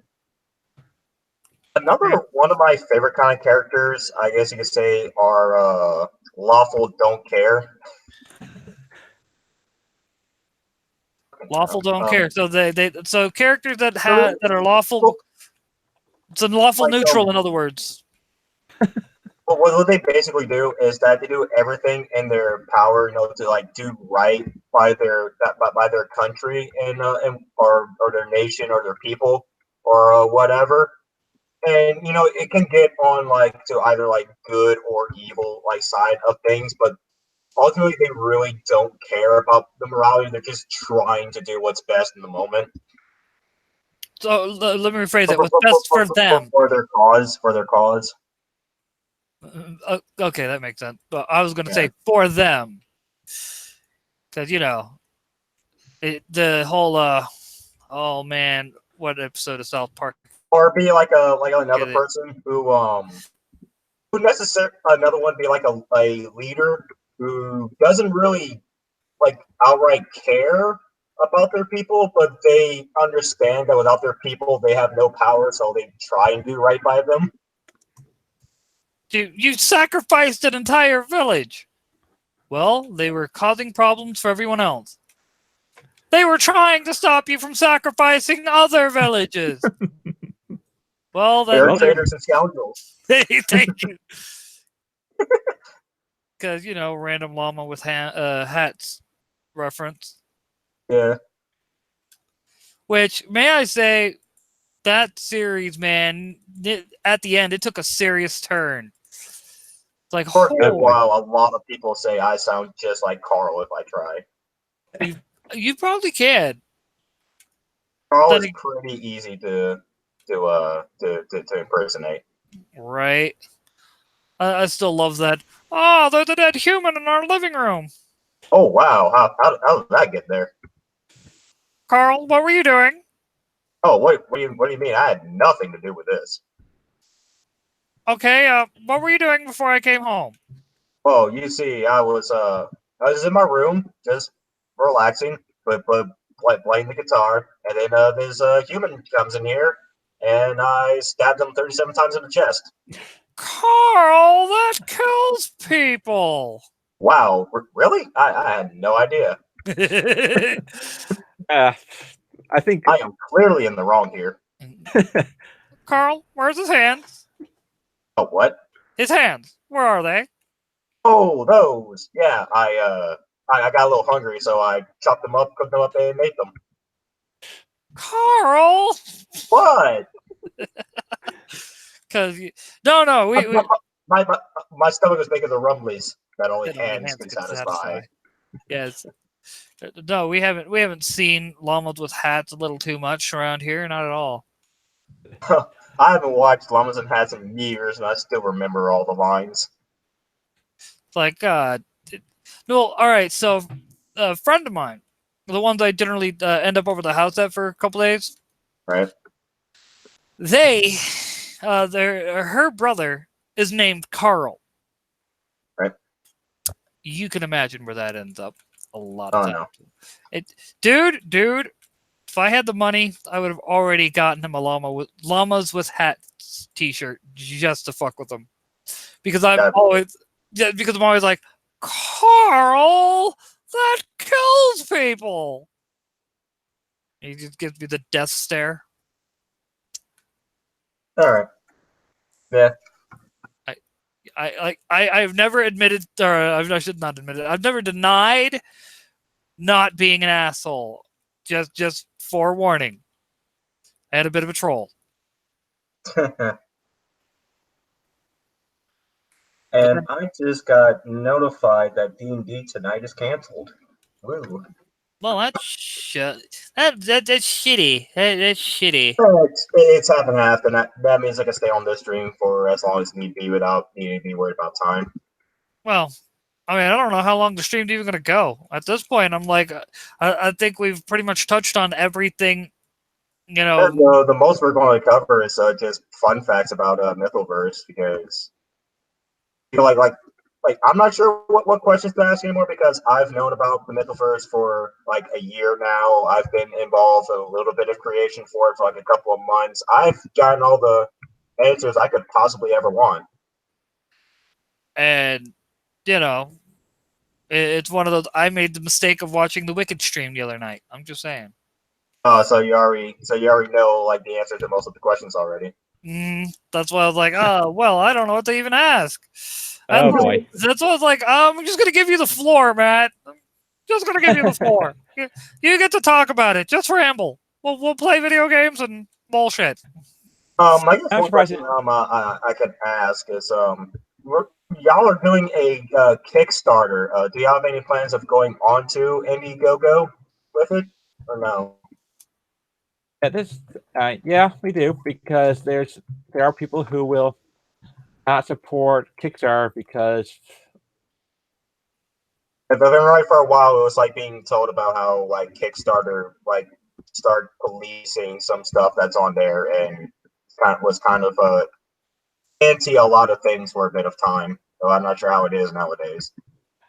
Well, that was basically at the end of summer last year, and I think that actually ended up hurting Kickstarter. So I think they pulled back on it, especially after people started being like, "Dude, WTF, mate? Why are you doing this?"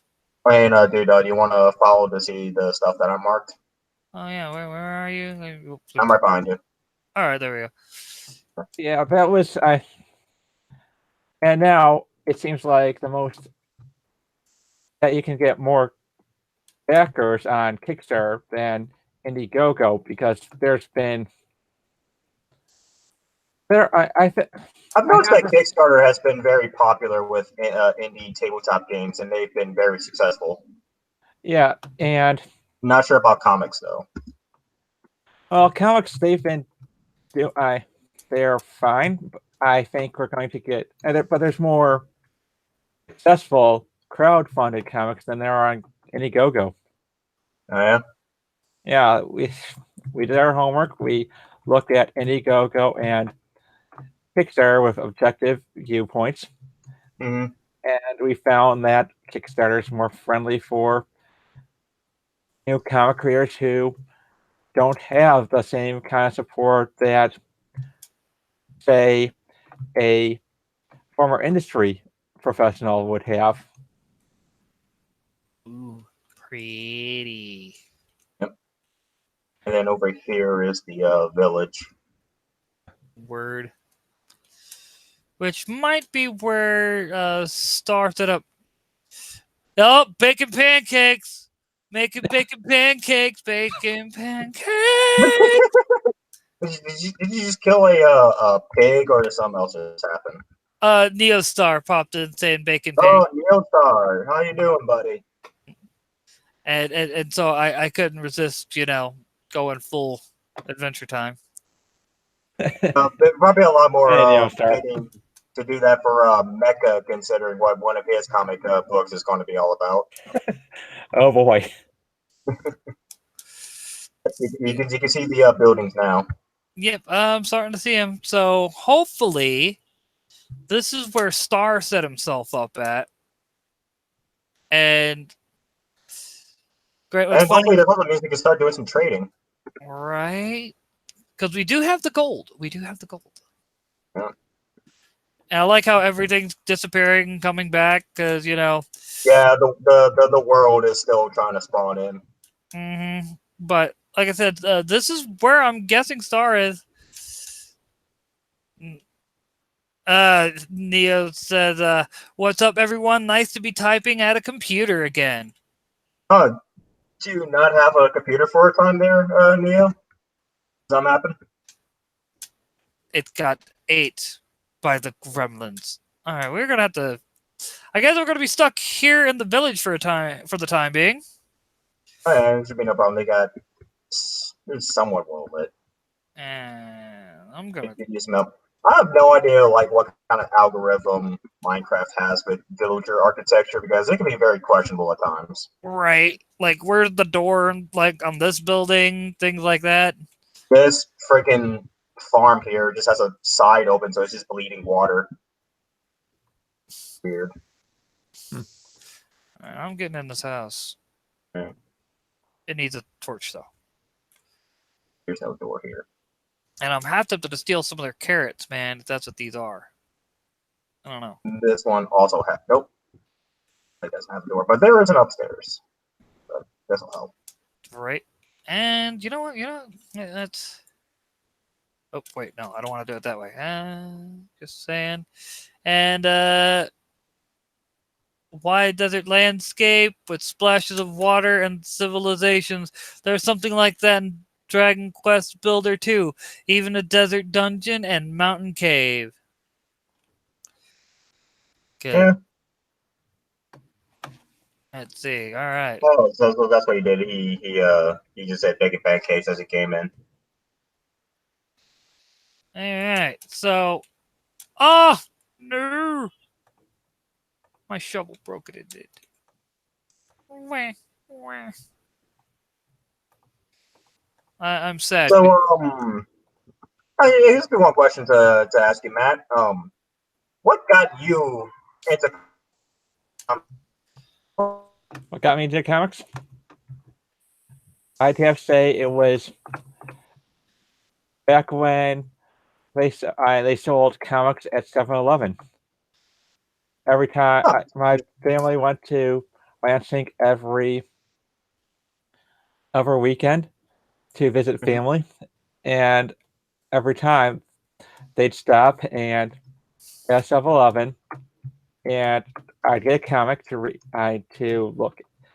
Back at that time, I was young. Too young to read, so it would be just to look at the pictures.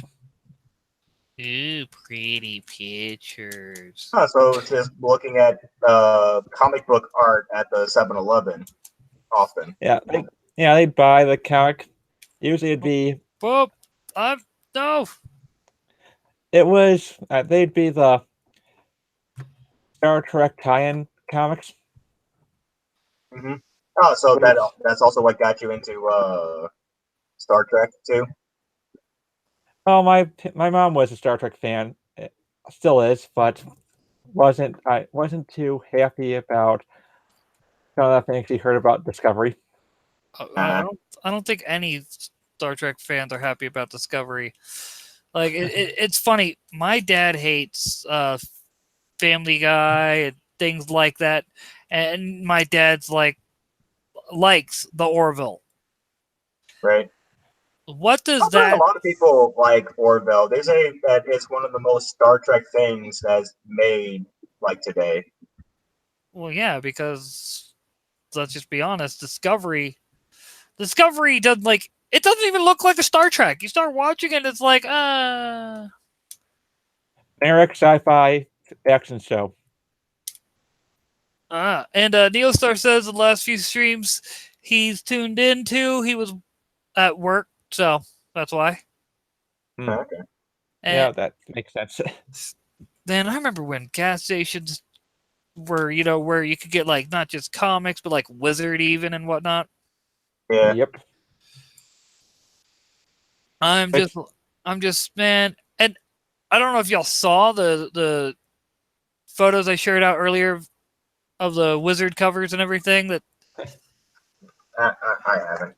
oh, dude, I know Gorgonite for sure saw them and whatnot, but it's every time I see shit like that, it just makes me sad because it's Wizard. The worst thing that happened to Wizard is they got serious. When that was one of them being funny and humorous was one of the things that made Wizard so awesome.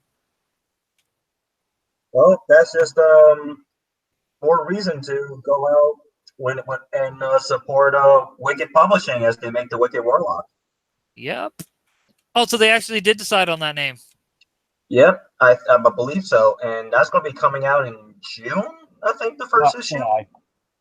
July. Yeah, what they want is to have everyone who's working on something for it. They want our stuff done for the first 3 issues. Nice. The first 3, okay. By June. I definitely need to get with Dollar to see if he's up to doing the thing I suggested we were going to do because I talked with Dollar. He's interested in doing a serial comic together for it, but I haven't really talked with him. Man, I hope y'all revive Rodents of London, man. Oh yeah, that was an interesting concept that I think could have been really a good book. It's not going to be that. I'd rather his Rodents of London be a thing that's just him. I'll definitely help out him with it if he asks me to, but because I did like his art style with the animal creatures, I was like, hey, do you want to combine your character designs with this idea for something that I've had, and we can work and we can do this together. So that way, you have something to keep your mind off of being bummed off about about lack of progress with Rodents of London, work a bit more on your art style, and come back to it in the future. I think even with the art style he had, it would have still worked. But that's my personal opinion. But real quick, DSR says, if the classic original Family Guy series is any indication, Seth MacFarlane was actually a passionate sci-fi fan, so I'm not surprised he made a better Star Trek show than Discovery. And with that, I shall return because I'm running to get me some coffee. Of course, got to feed the caffeine addiction. Yep. I made that pot of coffee before the stream even started, and I've yet to have any of it. All right. No, I'm doing good. All right. And I've only had one pot today. One. I don't want to hear. I'm doing a lot better than I normally am. Normally by now I'm on my like third pot of coffee, working on my fourth. I'm just saying. Don't judge me. Don't judge me. Okay, just go get your caffeine. Yeah. Oh man. If that's like the deadline, then I definitely need to get with Dollar to see if he's still interested in doing the thing for the Warlock. Yep. That's the deadline. End of June was the deadline that they gave me for 3 chapters of the serial novel. And is it just Dan, or is it also you that has a serial comic planned for the Warlock? Dan has the comic. I've got the novel. Oh, okay. All right. Yep. So the both of y'all have something planned for the Warlock. Yep. So it's gonna be interesting. Right. I've told them that if each chapter doesn't make the minimum requirements for the chapter, I'll throw in some mythics related stories. To make up for it. Yeah. I mean that's fair enough. Yep. They want to have about 10 to 15 pages per chapter. Mm-hmm. So it's going to be interesting if that's something like. I know I can get that many done in a month because I've done that many for National Novel Writing Month. Mm-hmm. I'm able to go in and write a lot of pages in a month. Right. Having it make sense. Now that's gonna be interesting. Yeah, that definitely would. Dollar probably won't have the time to do the comic serial I pitched to him because I think he's still trying to come up with some reviews for it since I helped get them want to do a review for the comic book. I mean for the magazine. Yeah. I think he's got like 3 planned. He just doesn't know what 3 he wants to do for it. I'll have to ask him the questions about that. All I gotta say is, I got my precious.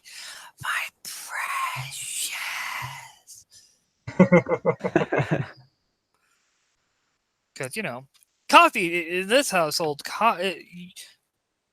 you don't just drink coffee in this household. You ingest it, swear by it, kill for it. Not really. We're not that fanatical. Say about that. Yeah, I question that. Hey, if I'm more lava. Sweet. Like it's one of those. The what is it? How does that Maury one go? You said your family is not willing to kill for coffee. The test results determined that was a lie. The hell is this? What? Oh yeah, those are the Oh, what the those hell? are the new guys. Kill them there before they kill you. Oof, I only got one hit left. I'm outie. All right, I'm coming. Ooh, Got the guy no. with the big banner on the back of him, even like he's some sort of. There's when did the villagers become crusaders? Holy crap! You will feel the wrath of my sword. I think we found the foundation of the paladins. Go. Yeah, killed by a vindicator. Yeah. I dishonor my family. Okay. Oh, what the hell? They got a crossbow? Yes. Oh, you can make those now too. Hell no. I am done here. I'm not even going to get your stuff. I am outie. And Neostar says, first off, the coffee of power compelled you, which is hilarious. And then he says he also backed the Mythoverse. Awesome. Thank you, Neostar. Neos. So did I, buddy. So did I. Because it's the Mythoverse. Oh, let's just be honest. I've been waiting to back this thing for months now, and I'm excited. I was finally able to. Hey, I remember when I first started hearing about it and everything. Like, I was like, "Can I get Valdael in the Mythoverse?"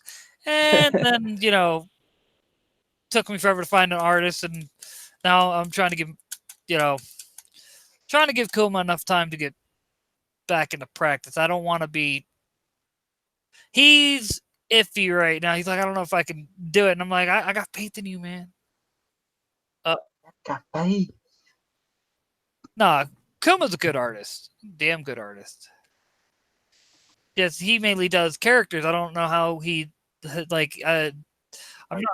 He's going to do with like backgrounds and actions Yeah. and stuff. But hey, he's got to start sometime. That's all I got to say. Yeah. Improvement is always something that can be achieved. Oh man, just take a little time. If you don't go out and try to achieve greatness, someone else will take your place for you. Exactly. And I think I'm going the right way. Yes. I Just follow the trail of fire. I am following the trail of fire. You know what we ought to upgrade the trail with? What? Lava and glass. Yeah, I can see that. That would be some epic fucking shit, dude. I don't care what anyone says. We should also think about building a road to the village. That too. Instead of it being lava and fire, even though lava and fire would be awesome. How about a layer of lava all the way to the village, and then cover the lava with glass so you can walk on it? Yeah, that's what I'm saying. Yeah. And have a road, a lava road, just to be funny. Yeah. I'm walking on sunshine, you know. Whoa! Don't. Why you gotta see now? I want to watch some. You're an asshole. You know, like thinks about Futurama. Damn it!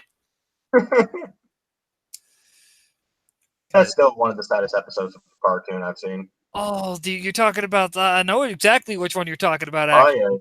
yeah, you know. I cannot rewatch it. Like it Because of the feels. yeah, that ending, man. You get to the ending and it's like what sad panda, sad, and then they reference it like that.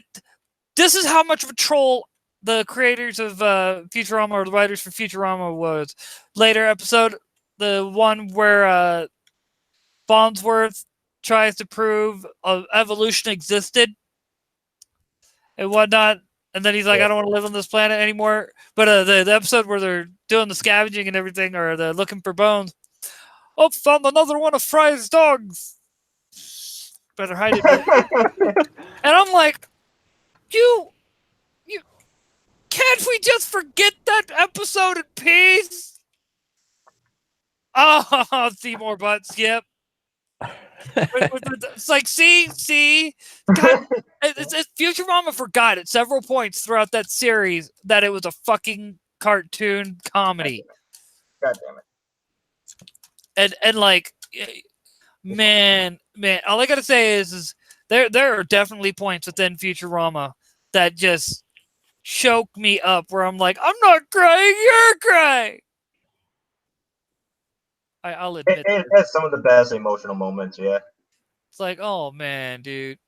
But that's part of the reason why I'm glad like, all right, everyone who's a true fan of Futurama will find it, are conflicted. Part of us are glad that it ended because we won't have what happened to the Simpsons. Yeah, because otherwise it's going to continue for infinity and just get worse and worse. Yeah, exactly. Like I said, you lack the Simpson effect.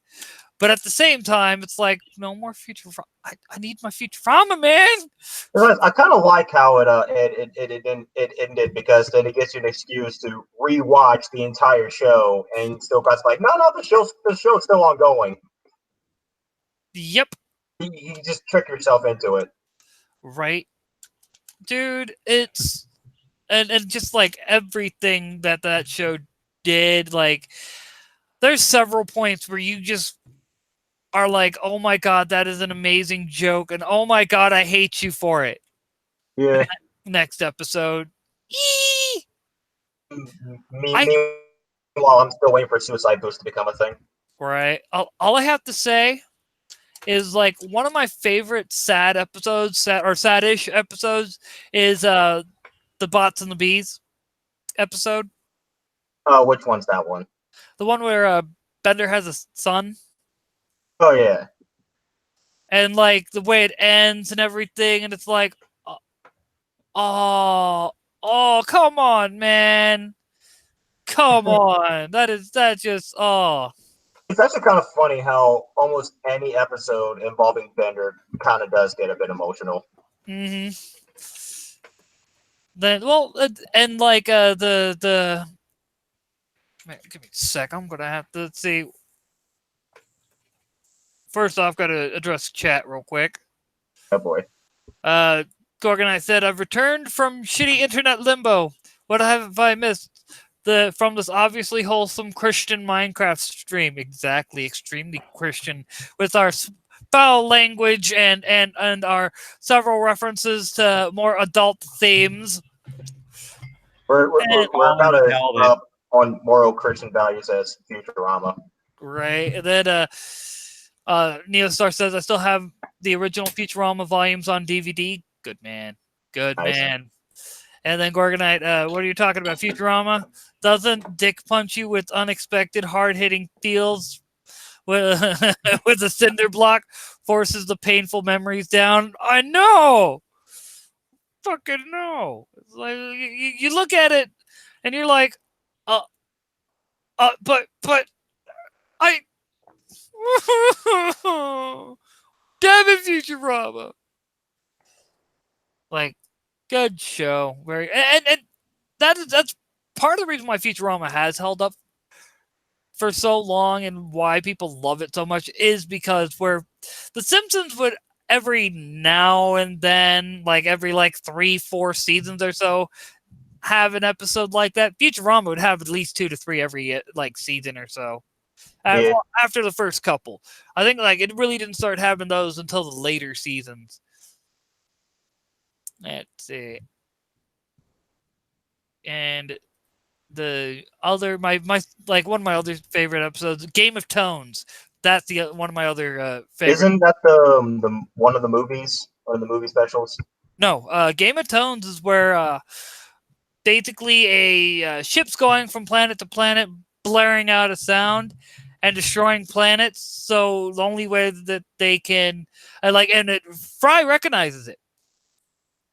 So they put Fry into a dream, and even he tries to pretty much give his final goodbye to his mom, and none of his friends, they don't let him and everything. But at the end of the episode, basically Nibbler uses Nibblonian powers, because they apparently can do this, to project him into his mother's dream in the past. Yeah, the Nibblonians were very weird. Yes, they were. But, man, Like, oh man, like that ending where it. May I say, like the last season really did their best to kind of put a close on a lot of on everyone's stories. Oh yeah. Yes, at Gorgonite, we were actually talking about that. He said, also, I'm in the camp that's glad at least it ended properly instead of staying canceled, especially with how cartoons are going nowadays. Being owned by Disney. Yeah, right. But like stench and sensibility. Zoidberg found himself a woman who loved him regardless of the fact that how he smells and this, that, and the other. Mhm. Let's see. Assy come home. That's like Bender's like the last solid Bender story. Like they tried to give they even brought back Calculon to kill him again, mind you, but they brought him back. Yeah. Oh, god damn! Just and I can't help but feel like one of the things that really did make this such an interesting series. Anyone enjoy the anthology of interest episodes? Not sure which episodes those are actually. Like I'd have to see the list. Yes, Calculon of all my circuits. That Calculon. The constant handbag that when on screen or off has to pause for everything because without his dramatic pause.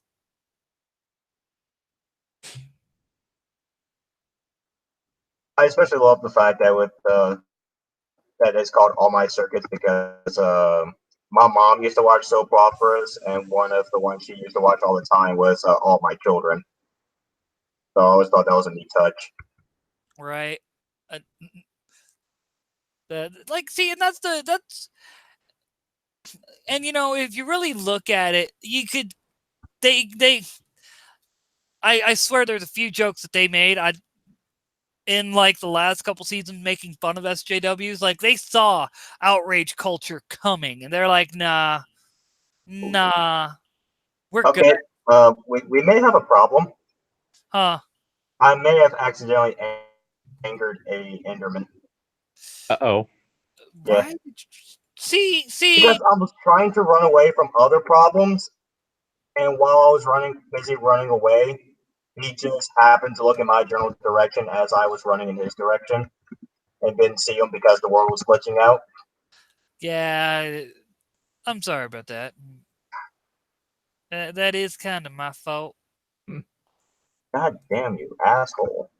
It really has me wondering. Where'd you go? Okay, can you like just go away? No, cannot just go away, man. Yeah, I None know of your secret. I know you don't like water. You can go F yourself. right.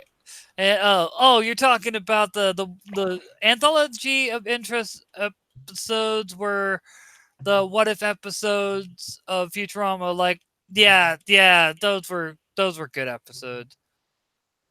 Like, oh snap! I didn't even know this shit was back here. And what stuff? The glowing coral and whatnot. Right? No, I'm stuck between two creepers. You can keep creeping along. The Gorgonite says that's what happens when you try to run away from your problems. All right, now that I'm You run away from your problems, you end up causing more. right, but God damn it. now that I'm able to do it, all right. Gorgonite said the Niblonians did some pretty fucked up things for the greater good, of course. But The greater good. greater good. God damn it. And yeah. Either way, like I hate Enderman. the fact that like, let's be honest, if I remember right, there's actual people who've written theses on Futurama, like on not just the writing, but things within the show and so on and so forth, Mhm. because of how good Futurama is. Like, and the fact that it's been canceled for what 6-7 years now, you aren't kidding. What? we get in here quick. Oh boy. Basically, I just looked over and I see you running from the horde of monsters. Like shit. Enderman and everyone in tow. It's like As I was Run, telling you, run, man, run. that was What'd you do to them? it'd be a problem out there. right. That was. I'm sorry. That was just funny to me, though. Let's see. Whew. Gorgonite says, and now you have made his poor life decisions mine. And Neosar says, make way for the monster mob. It's a monster mash. No, that wasn't a monster mash. That was a monster mob. That was, we're going to eat your face and you're going to like it. Like, oh. Kind of, had to change your underwear there. No, I think this has been my third pair now. Yes, I've died so many times. There's really no point. All right. Oh, wait. I am not getting cussed out for putting that where it doesn't go. Let's see. There we go. I got a bone to pick with you. And cobblestone goes over here. Wrong spot. And we have in here dupe. Because, I may or may not have just baked up a bunch of fucking cobblestone. Yeah. Well, I figured why not? And now I'm going to turn them all into the stone brick.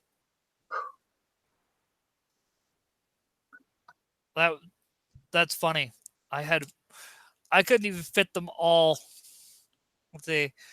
We're gonna eat your face, and you're gonna like it, male feminist allies when they've cornered their prey. What What were we talking about earlier in the meeting of the minds chat? That's rough. Oh boy. That is rough. That is hilarious. Yep. That is beyond hilarious. All I gotta say is poor Purity Sin. Yeah, I saw that. Yeah, Oh boy. she's been having a lot of troubles with quote unquote male allies. Right? Well, isn't the problem with male allies is that they like to rape? Yep. Yeah, that's been a whole meme since the start of Gamergate. Every time they try to say Gamergate or filled with rapists and abusers and all that stuff, but then time and time again, every single male ally gets like arrested or have charges put on them for stalking, molestation, rape attempt, harassment, and all sorts of other stuff. Right? And it's like, come on. Without fail, every single time. And now, don't get me wrong. Do I believe all of them actually are? It's questionable. It really is, because let's be honest. If you ask them, breathing in their direction is rape. Yeah. But let's just be honest there. But at the same time, if someone who truly is virtuous would not spend most of their time complaining about other people not being virtuous, right? Or endlessly talking about how virtuous they are. I have you know I'm very virtuous, and I talk about it all the time. Oh no, it starts. It totally starts just because you questioned me. Now I must prove my virtuousness by being a utter fucking pain in everyone's ass? Just Yeah, just about until you get Harvey Weinstein. Ah! Or less, Okay, or okay. less moves. Right. Which may I say, like, am I the only one that looks at the whole Harvey Weinstein bit and can't help but think, like, all right, I want to come down on the guy, but at the same time, y'all waited to come out about, you know what I mean? To Well, here, Oh no, it started. This is supposed to be a stream for Mythoverse, but now become politics. that's wait, damn it, we were It doing good. started. We were doing good too. We were doing good. Why did you Look. bring this up? I blame you, Duskquill. this is what happens when you bring on the two most political people on streaming. Or at least amongst our group anyway. Right? Yeah. Yep. Hey, nothing wrong with being political. It's just that, I really I understand that's part of the charm of Meeting of the Minds is we do get political here and we're not afraid to do it. But at the same time, it's like I do try to somewhat keep it less political. I try. I generally fail, but I do try. Sometimes it can be interesting, like whenever Tink talks about how completely incompetent South Africa is. Yeah. Yeah, that does get pretty funny.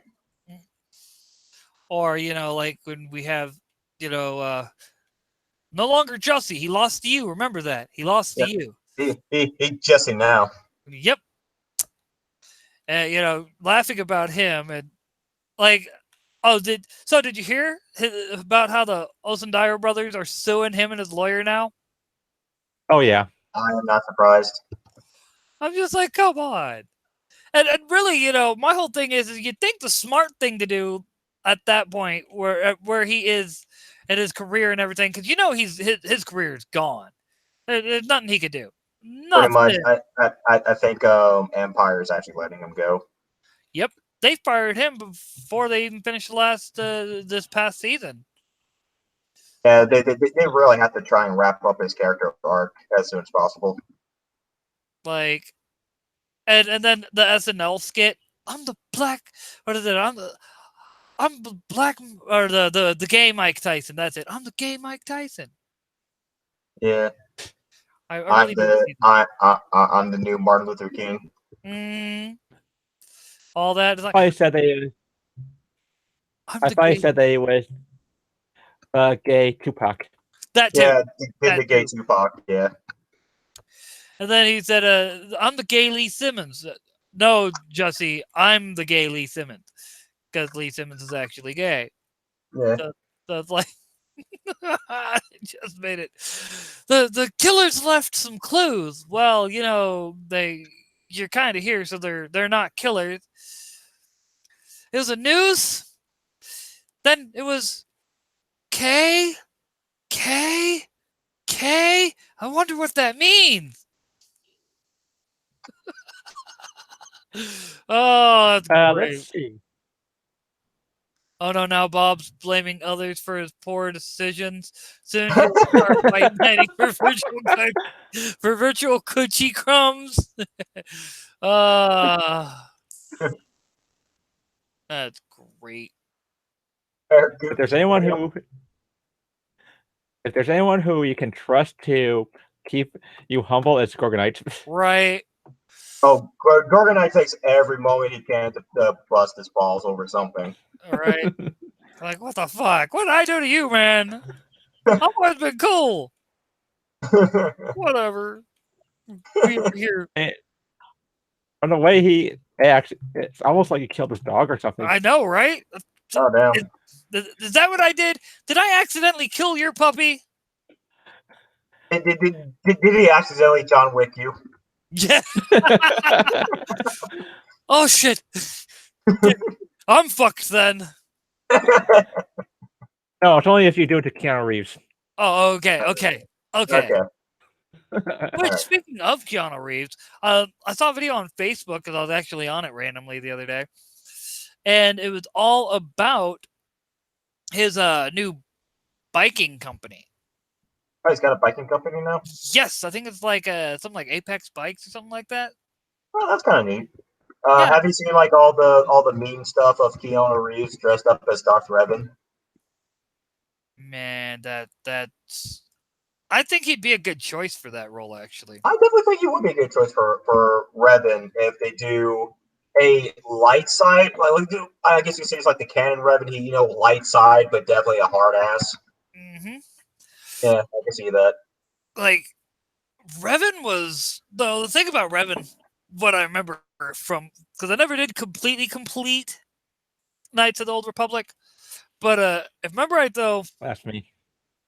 he was a badass, and there's a reason why his Oh apprentice. yeah, he was the sole reason as to why the Republic won the Mandalorian Warriors. He was the sole reason. Just saying. And then Yeah. you have Charismatic. He is the sole reason why the Republic went a complete 180 in defeating the people in the galaxy whose only interest is war. right. And also defeated the Dark Lord that galvanized these warrior people. See, I don't know. The one thing I do know about the Mandalorians, though, is, for instance, is like Jango Fett, for instance. He never earned his Mandalorian armor, but Boba Fett did. It's kind of weird. Like at one point, it was confirmed that Jango was a Mandalorian, but then they changed it later with the Clone Wars, with him saying, "Oh, he's not a Mandalorian. He just stole the armor." Yeah. But then it also changed to where he's actually a part of Death Watch, I think, which is kind of interesting. I really have no idea what Jango is and is not at this point. It's very weird. And, the other thing I thought was interesting that when I think about it, I don't know if y'all watched that one episode of where just some guy I think he was blasting like white. And he was mentioning about how he had a dream that would make a better story than white. Mm-hmm. And I'm not gonna lie, dude, that dream, I'd watch it. I would totally watch that shit. Like, it was basically, I know I'm not gonna do it any justice. Like, wait, let's real quick. Yeah, Empire's lowest rated episode is when Jussie came back. Even Empire audience hates its guts. I do this because I care, Bob. No homo. And I really hope the Mandalorian series doesn't suck. They are one of my favorite aspects. Oh, it is going to suck super hard. Dude, let's just Super be goddamn honest. hard. Do you think that the people doing Star Wars nowadays can put in their mind of making a badass person? Do you think they have that kind of capability? Dude, my only thought is the only time anyone in modern Star Wars looked anywhere near close to badass was Kylo Ren when he first introduced him, and then that kind of went down south a little bit towards the end of the movie. I do agree. Like, they should have never had him take off the helmet, for starters, and they definitely they made him more like a spoiled child, if you ask me. Like, don't get me wrong, I do like the idea of him being a Vader fan, considering who he is. I did find that aspect rather interesting, someone trying to become the next Vader, because that does make a little bit of sense, but goddamn did they end up doing it horribly towards the end. Right, and it's good. You just reminded me, actually, the controversy from the Star Wars comic or the Natroversy. Oh, yeah, it was no, it's not the fact that he killed the woman. It's the fact he called her trash. This is Vader. Like, he's not recognizing this person as human. He says, "Hey, can you just clean up this garbage in my room when I'm back? Okay, thanks, bye." Yeah. You know, I kind of want my meditation chamber to be clean. Chuck Wendig commented about it and said that his original idea. About Mark. He said that his original idea, his idea for that was to have it be a toxic fanboy. What? It basically beats he would have tried to make it as bad as, and not surprising, he would have tried to make it to where the dude that was pretty much in love with Darth Vader. That was, yeah, basically that was his idea. Was basically to take a shot at the toxic Star Wars fans. And it's like, Except a lot of the people they call quote unquote untoxic are just people who just don't like the direction a lot of the stories are going. They're not really all that toxic. They're just being critical. Well, this is the same guy who said that the reason why Star Wars Aftermath didn't do well was because everyone's a homophobe. and well, it like, and that's one thing I hate. It's like, look, I don't give a shit about what one's sexuality is.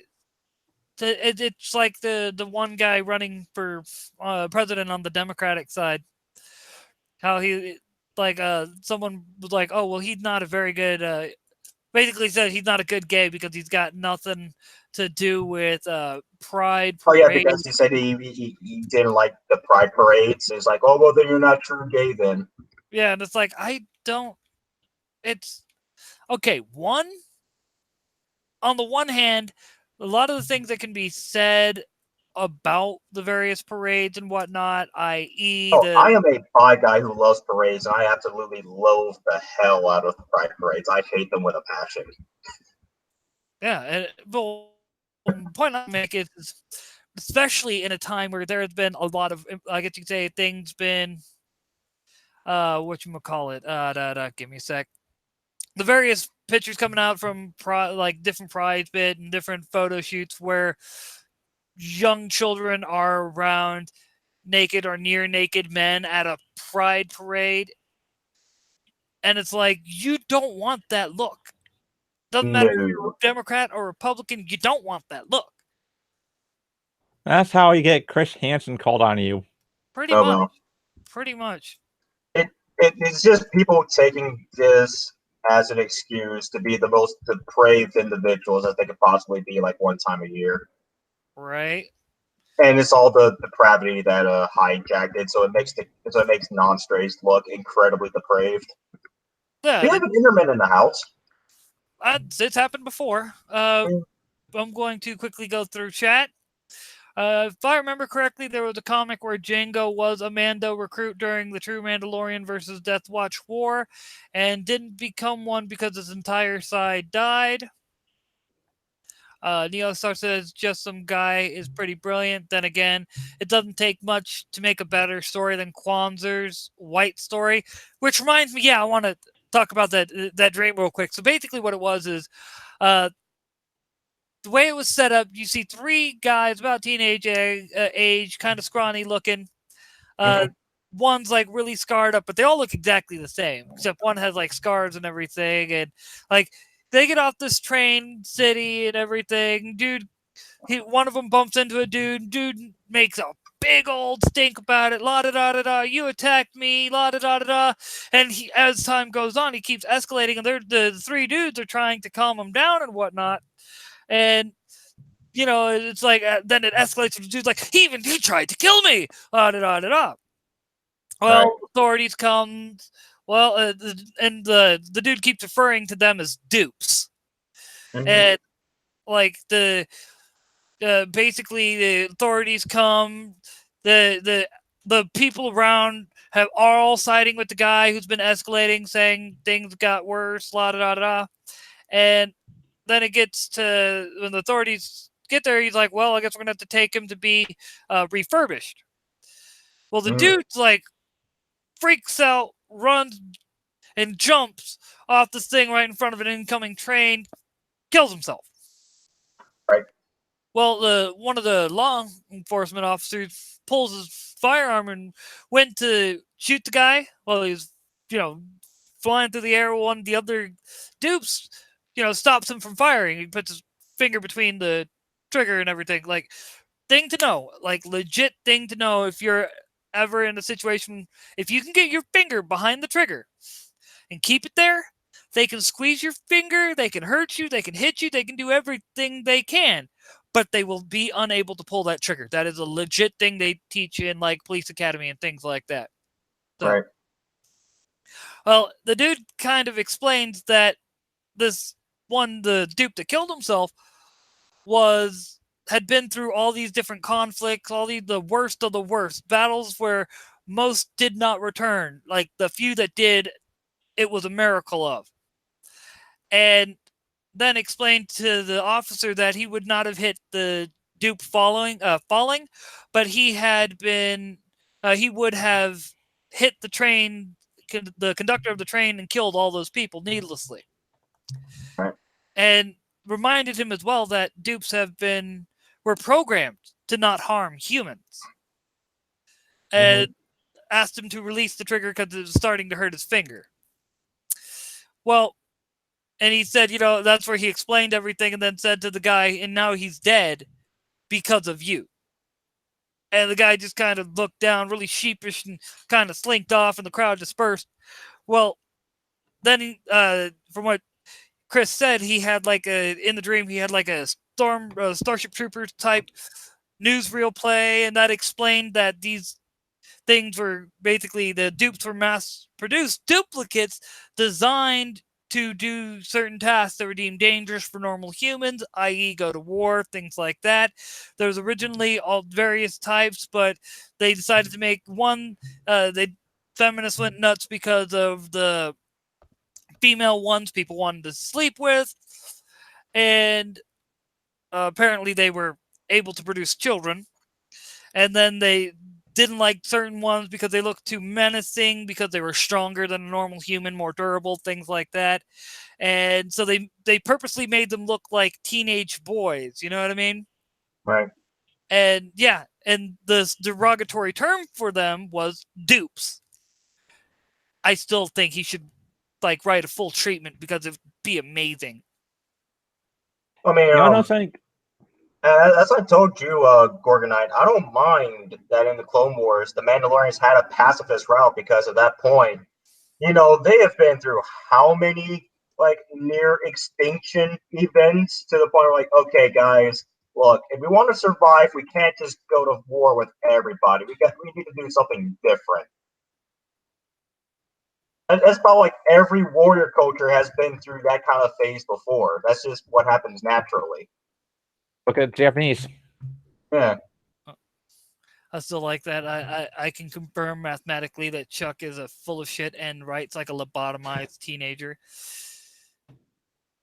Yeah, he does sound just as Neostar. He does sound just as insane and idiotic on Twitter. I can. Wow. Yep. I'm gonna say something. Huh. So when you're talking about how the feminists were upset in Chris's dream, that about no matter what they did, they were never happy about the female dupes. Mm-hmm.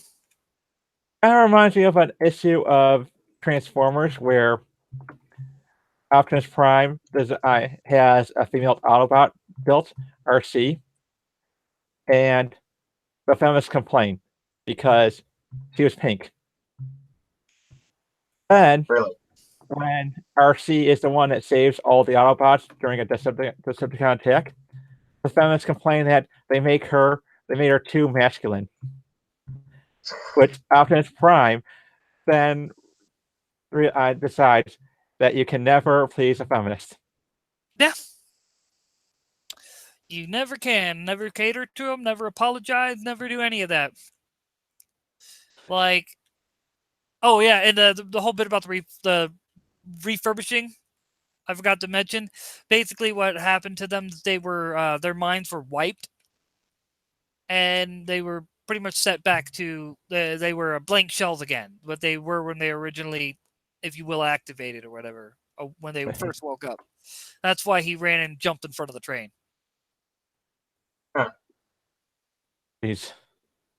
Interesting. Like I said, dude, it would make a great movie. Just the concept alone, especially if you went into how that world exists and everything. Like I said, I fear I did it very poor justice, and Chris the actual video where he's talking about it, Chris does a way better job of explaining it. The sun is up. Okay, I just trying to do. Basically, this way we can get cows up here. Oh, into the thing. Once I find us some cows, because we need our pigs or anything that produces frickin' Meat. Meat and leather. yes. There's some cows over here in the forest, like off to the side here. All right. Do I still have it? I do. If I remember right. I at least know there's pigs over here, but I think there's some cows. Word. I did some hunting over here. There was plenty of stuff. Like If not, we can just go back to the village because by the village there's another forest area. word. And Neo says, "You can never truly please a feminist. It's a complete waste of time and effort." And the sad thing is, he's not lying. He's really not. And I think that's kind of sad because, one of the things that always bothered me about modern feminism is the fact that my mom was what you classified as an old school proper feminist. Anything a man could do, she could do. She did manual labor, served in the military, things like that. And she actually went out and showed that she could do anything a man could do. Yes. And then, these modern feminists, she refuses to be labeled a feminist anymore. She's like, don't let me in with them crazy bitches. And it's like, that's kind of shitty that the women who were proper feminists that actually believed in, backing up Equality and taking on the responsibilities that comes with it. Like, they're the ones that got kind of pushed out. It's like a Tim Pool. Pigs, we'll take it. Like Tim Pool. Yeah, I found some pigs here too. But Tim Pool constantly points out, okay, what do I need to track the pigs? Don't they go for carrots? I don't know. Do you have any carrots? It used to be you just used wheat. Like, you gotta understand, I haven't played. I think wheat is for cows, and wheat seeds are for chickens. Yep, that's correct. It's just. I think for pigs it's carrots, and I believe there's some carrots at the village. There are. I should have grabbed them up. But my whole thing is that's what to me that's the feminists are the human manifestation of Sisyphus boulder. Yeah, the trial of Sisyphus. Oh, okay. I'm where you roll the boulder up the hill. Yes, and then as you get it up there, it rolls over you back down. Yes. Yeah. And you have to. I just what's sad is I could never remember the name. I knew what once you explained to me. It's, oh yeah, the Greek myth. Because Hades is was it Hades that did that to him? Yep. To roll over you again as it goes back down. Oh crap. Yeah. Oh, I lost connection. Oh well. I did some stuff. Hey, that's easy to get back. And I like that. Great reference indeed, Neostar. Great reference indeed. But no, dude. Like, the way I look at it, though, it's why a friend of mine pointed out years ago, and I stick by it being true. Mm-hmm. Granted, we're not going to go into what happened to that friend because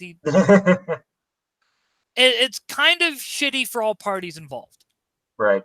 Let's just say his mom died. He was really close to his mom, and then he did some really stupid shit that, in a nutshell, got him thrown in prison. Right. And so it's like, I'm not going to completely fault him for it because I understand, but I got a copy of the Odyssey from 1946. I was actually rereading it about a year ago. Granted, that was when a lot of shit was going on with a friend of mine. Let's just say baby mama drama. We're not going to go into that. But anyway, but the thing that really got me though, about the fucking call up train tracks. Yes, what really got me about what happened to him is it's kind of, on the one hand, I feel bad for him. Don't get me wrong, I really do. Antigon, I believe, was the sequel to the story of Oedipus, if I remember right. Because Antigon was Oedipus's daughter, I think. Yeah, it was. Yeah. Yeah, let's. And the story of Oedipus is a very interesting one. Yeah, to say the least. To say the least. To say the least. It's just Yeah. A lot of commentary about self-prophecy there. Very much so. Yep.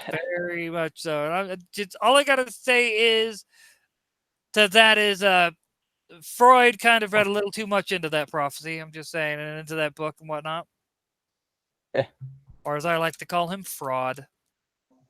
I'm really not sure why there was a whole thing involving, wanting to have a relationship with your mother from Oedipus, considering Oedipus had no idea that she was his mother, and probably would not have wanted to go with the relationship if he knew.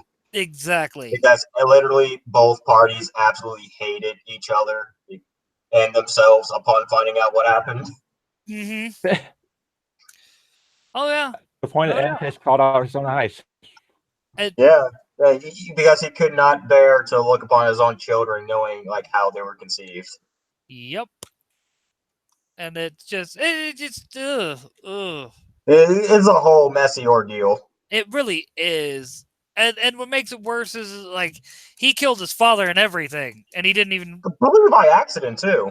And it's like he had no idea who the hell he managed to kill. Like he had no idea if that was his father, nor did he know that was like the king of the city. It was just a bad mood, and the king just so happened to be on the bad side of it. Mm.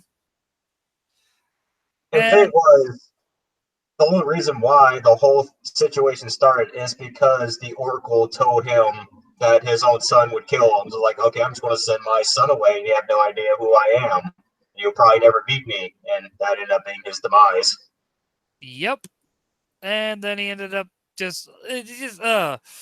I do find though that all right, Neostar, but I do find the whole joke in the Hercules animated movie by Disney hilarious when you're talking about that one Oedipus guy.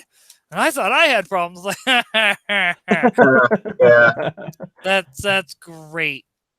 I did forgive him for that because I'm still like not liking the Disney Hercules because of all the stuff they changed to make it more child friendly. I agree, but at the same time, that's like that was one of my favorite Disney movies growing up. Yeah. So, but then you grew up and found out, oh, just about everything in this movie is absolutely inaccurate. Yep. Every single thing in this movie is inaccurate. It hurts. It really is. It's like the Kevin Sorbo series. Yes, yeah. But come on, man. The Kevin Sorbo series was fun as fuck, though. I'm not going to sit there and knock the Kevin Sorbo series. I'm not going to deny it. Pigs are following you because of the carrot. Nice.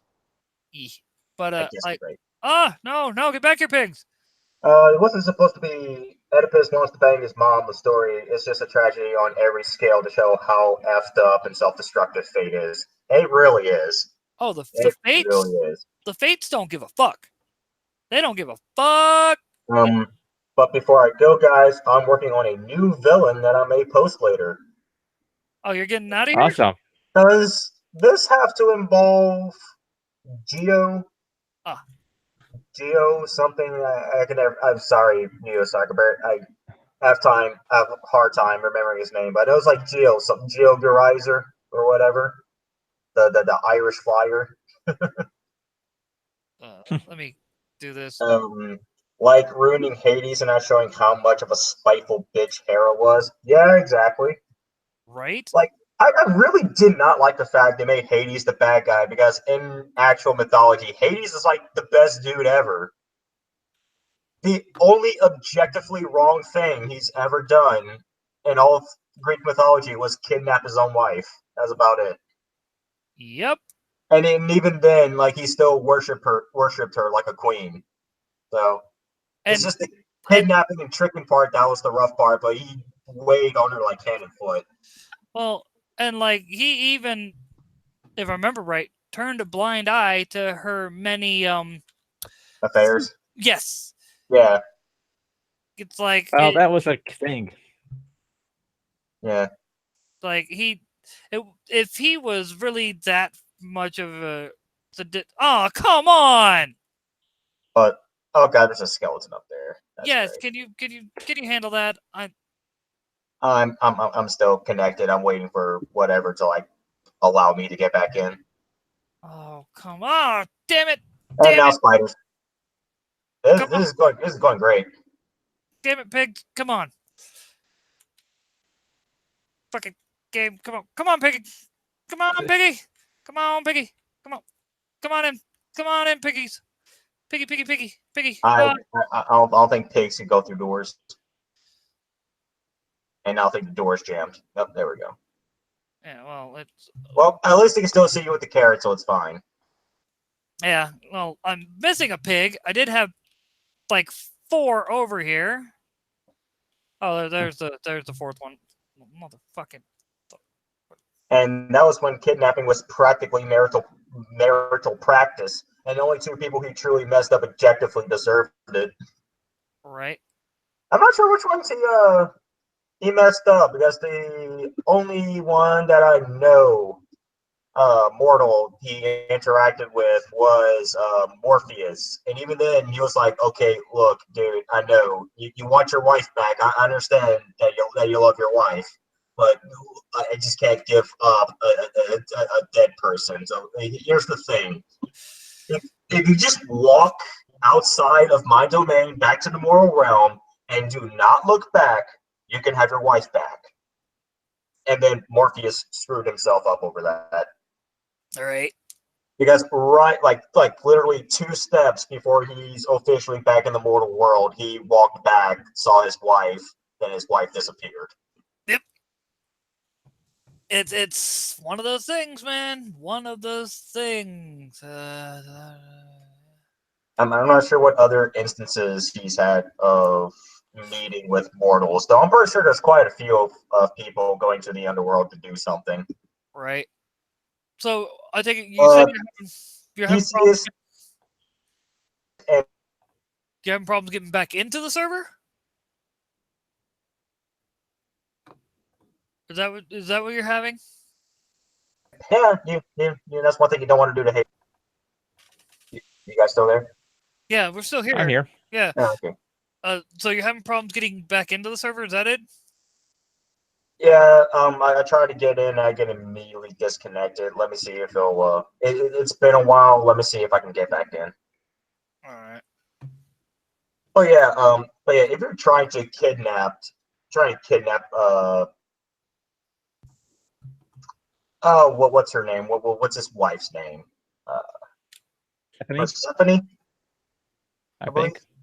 Yeah, if you try to kidnap Persephone, yeah, Hades will have no mercy for you. All right. Oh, come on. He worked hard to kidnap that girl. You don't want to get in its way. All right. There we go. There we go. There we go. Come on. Come on. Come on. And we have piggies. We have piggies. Persephone, yeah, or Persephone. The other thing's Persephone. Ha ha ha ha ha. Bitch. So. I remember how he did the trick he did was that he tricked her into eating some of the fruit of the underworld, and if you partake of the fruit, you're like supposed to be stuck down there for all eternity. What you say? What you say? Oh god damn it! But But she only ate like half of it, so she's only stuck down there for like half the year. But the other half of the year, she goes back up to meet her mother, and that's how the seasons are supposed to be a thing. Because Persephone's mother is Demeter, I think, and she's like in charge of like the seasons. And because she's depressed that she no longer has her daughter, that her daughter is in the underworld, it goes to fall and winter. But then when her daughter comes back, it becomes spring and summer. Hmm. I remember like Yeah. that's how it's supposed to be. Yeah, yeah. Well, all I gotta say is, oh, you are alive. Yep, You got back in, and as you see, we got piggies. We got piggies. yep, we got pigs. We need to I'm start having making some fun. cakes because we got a crap ton of Egg. sugar and egg. We just need to get some milk. Yeah, this is why I said cows, man. Yeah. Right now, I'm having a goddamn Rolaids.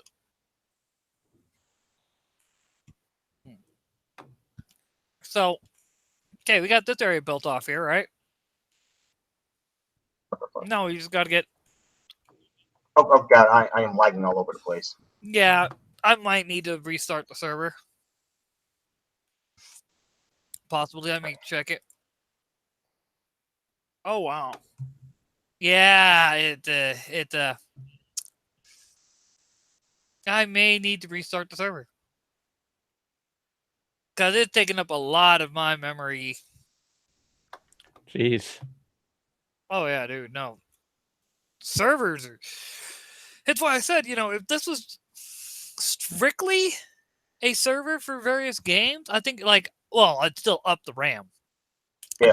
I'd probably take it from 8 gigs to 16. That'd be a good start. But man, that's what happens when you don't stop swearing on a Christian Minecraft stream or server. Yeah. Yes. Fuck. Shit. Damn. Bitch. Come on. Get yourself back. I need more than 6% free of my memory. Wow. Point down Jester in my Dark Souls game? I don't think so. Right. So what we the whole idea though was that I'm planning is over here where I cleared off and everything. It was starting to get it to get it all flattened out roughly, and then I guess have that area there for the cows and whatnot. Okay, well then we're going to need a lot more dirt. Well, we've got plenty of dirt. A lot of dirt. No Joe dirt, but a lot of dirt. Right. Man, I haven't seen the second one, but I've heard it's such a letdown compared to the first one. Yeah, you're not missing much. The first one was just one of those, which the stairs can go away now. The first one was just, I guess, almost serendipitous at how well it worked out and everything. Mhm. And it really didn't do well in theaters, if I remember correctly. Right. But it still ended up a cult classic because it was such a good movie. I had no interest in watching it, and I thought David Spade was a pretty funny guy. Right. Yeah, the thing is, you can't do much with the Joe Dirt character. You really can't. The Hmm. first one, the way it ended was fine. Goddamn allergies. All of a sudden, my nose was like, "Oh, you like breathing? Nah, how about now?" Something just reminded me, and I guess be a good way to bring back to the Mythoverse. Matt. Yeah. Are we allowed to talk about the other thing we're possibly going to be opening up to fans of the Mythoverse? I'd say keep a lid on it for now, simply because we need to see how the Kickstarter goes first. All right, fair enough. Oh. Keeping Yeah, secrets, are we? Yep. Yeah, we keep secrets. got a thing to help keep people connected. That'd be kind of fun to get people involved in. And wait, how Oh yeah. does that line go? Well, then keep your secrets then. Well, fine. Keep your secrets then. Okay, if you're really that upset, we'll tell you after we're off air. That works. I get to find out information the rest of you doesn't. Oh no, we have created the monster. Dude, Yeah, I think. I'm not gonna lie. I'm not gonna lie to all my comic book friends. I generally, I may or may not have bragged about being, having books that I got to read before, they were actually available to the public. Right. Yeah, It's all parts of the job, huh? Yeah, right? It's like, hey, man, that's why you had to create a stream. right? Well, it's like, Talk about. well, it's like I guess the best way to put it is what's the best way to drum up, support for a comic? Be like, huh, I've read it. Talk about it. Yeah, and be like, I've read it. It's good. Look at Well, me. it's not. Hmm? Well, it's not good to have to know about something and then not talk up and basically not brag about it. Right? There's Because a if blessing you're and a not curse. if you're not gonna brag about it, that means that it's probably not that great. Right. Well, and the thing I've always liked about it, like a lot of the books that I've read, is the fact that they're actually good books. Like, unfortunately, like I got a copy of Ember Wars. I haven't had the time to really sit down and read it. I think Gorgonite said, "I'm shocked that a sequel to Joe Dirt was even made. I mean, it was a good movie, but it ain't a sequel." I agree. It doesn't warrant a sequel.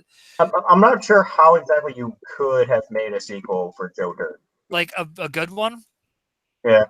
Because quite frankly, like everything, the movie ended with him. Basically, his life is perfect at that point. It's like everything that. Now to think about it, wasn't there also a sequel for Waterboy? No, I don't think I don't think they ever made a Waterboy sequel. Fortunately. I could have thought there was one, but if there isn't, I'm kind of happy about it. I guess as good as Waterboy was, I don't think it really needed a sequel. Yeah. Well, it's like there's just sometimes there's some things like you want more of it, but then you sit down and think about it, and it's like, but it's good where it's at. Adding more would just ruin it. It's like we were talking about earlier with Futurama. Like we want more Futurama, but we don't because we know it will ruin Futurama. Well, as I said, that's also why I like how they ended Futurama because then you can just rewatch the entire show and be like, nope, it's still ongoing. New episodes coming out. Right. Because you can just do that for infinity and you're good. Oh, dude, as soon as I get out of we're out of the stream, like I said, I'm gonna get back to getting everything out to storage and everything, or to where I can get out into storage, I should say, at the very least. And then, yeah, I'm probably gonna start some Futurama. Nice. Just because, like, dude, it's funny because like the way I even tweeted it out on Twitter and everything about how I should watch something, and then immediately the Futurama theme starts playing in my head, and I'm not even playing that has happened. Like I said, man, it's just that kind of iconic theme that just stays with you. It's an iconic show. I mean, it really that's one of the main reasons why everyone likes it is because it has so much. Okay, when I refer to things having heart, it's how I put it. It's like take take Aquaman, right? When I say it has heart, I mean it was care was put into it, I guess. It's the best way to put it. Like you could tell everyone involved wanted to make a really good show, like really good movie for others to talk about. Yeah, it's like and Jason to share and whatnot. And Jason Momoa, man, you could tell like he oozes 90s Aquaman. Like, it just comes out of his pores. That's how good he did. Doesn't hurt that Jason Momoa is a charismatic actor.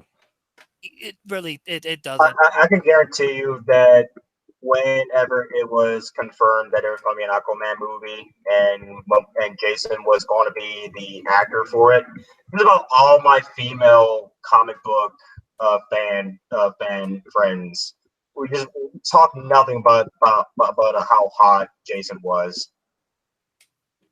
Let me put it to you like this: Homegirl, the one I was talking about earlier, she was like, "Oh, I made that too wide."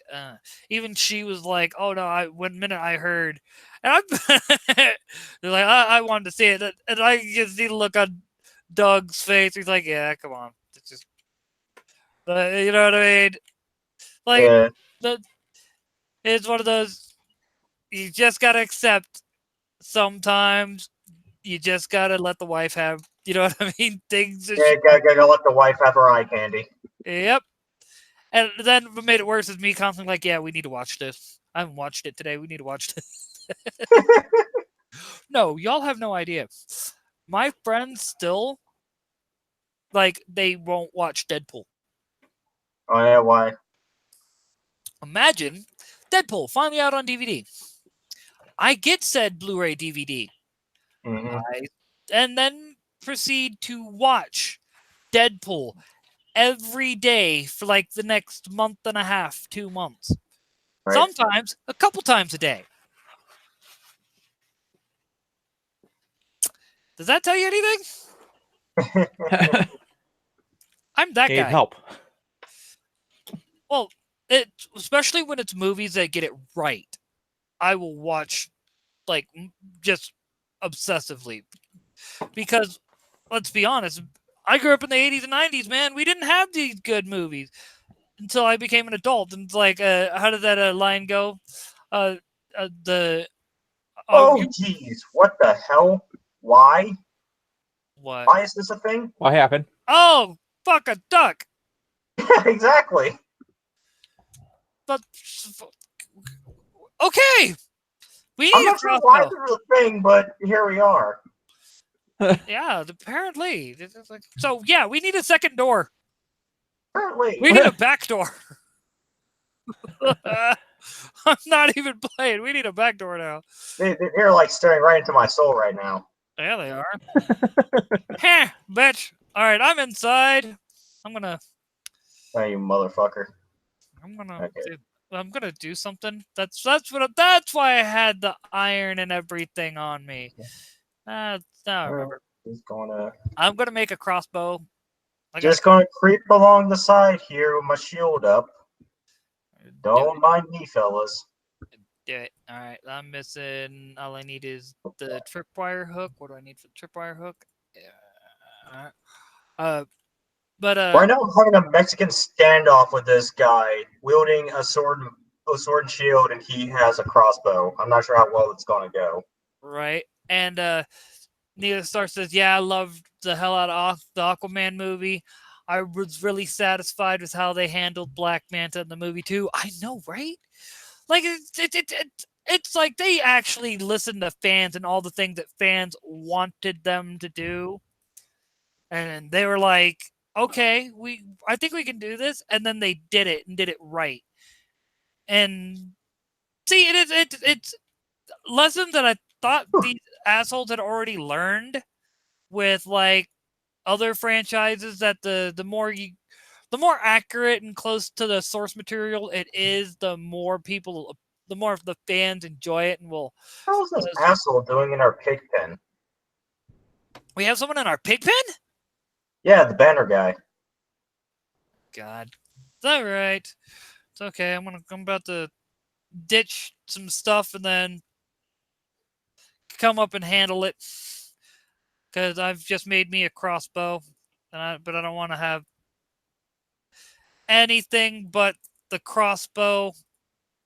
And you know what? I have an armor. I've watched Deadpool so many times because that's all my college roommate would watch, to where I started noticing flaws in the story plot and slowly began resenting it and him.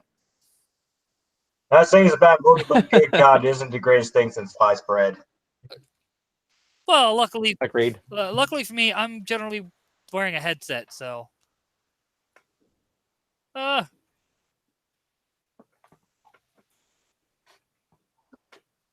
see. Okay, so now I can.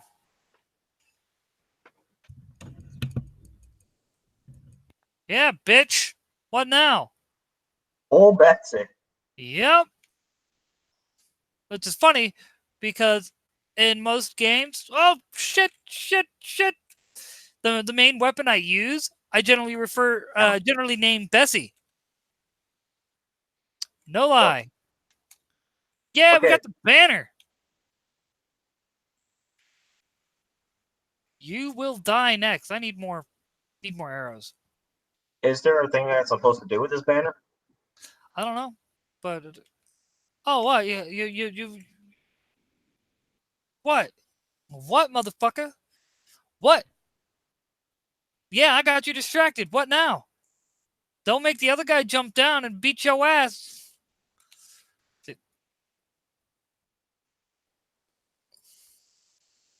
That's what you get for coming in my house, bruh.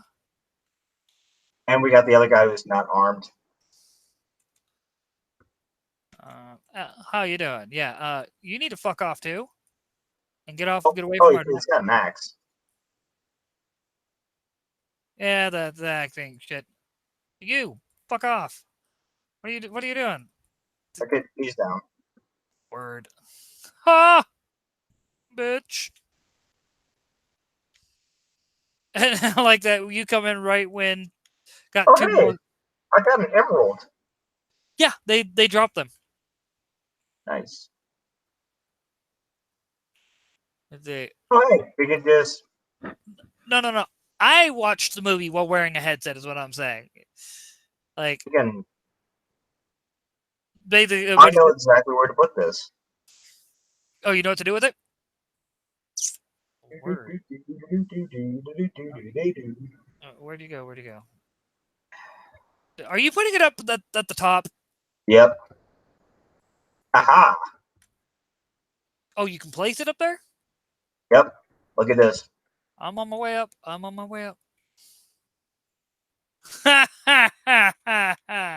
For all to see. Let that be a warning for those who wish to transgress upon our territory again. Because, why not? And are you joining us, Matt? Or are you waiting until after we're done streaming? To, not kill my computer? Well, I don't know how to put that server information in, honestly. So you direct connect. You copy it, and then you bring up direct connect, Control V in, and then that'll allow you to basically join us. And it's one of those things. And Yep. I think I will go ahead and just say we end the stream there, so you can join and let's see how this goes. It's all three. Yeah, I think we got some pretty good information about what to expect with the Mythoverse and the future of it. Yeah, and Yep. and basically we got a few laughs. I managed to go most of the stream without becoming overly political. Yay me! And Let me just get the Kickstarter link up one more time. Do it. Do it. But yeah, definitely good. Funny thing is it became nighttime right when I was setting us up for the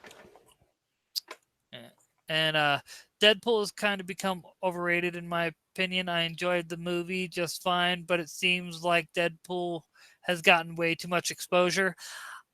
I can see where you're coming from with that. Ooh, feathers. But at the same time, for me, I was just happy because I've been a Deadpool fan since the 90s.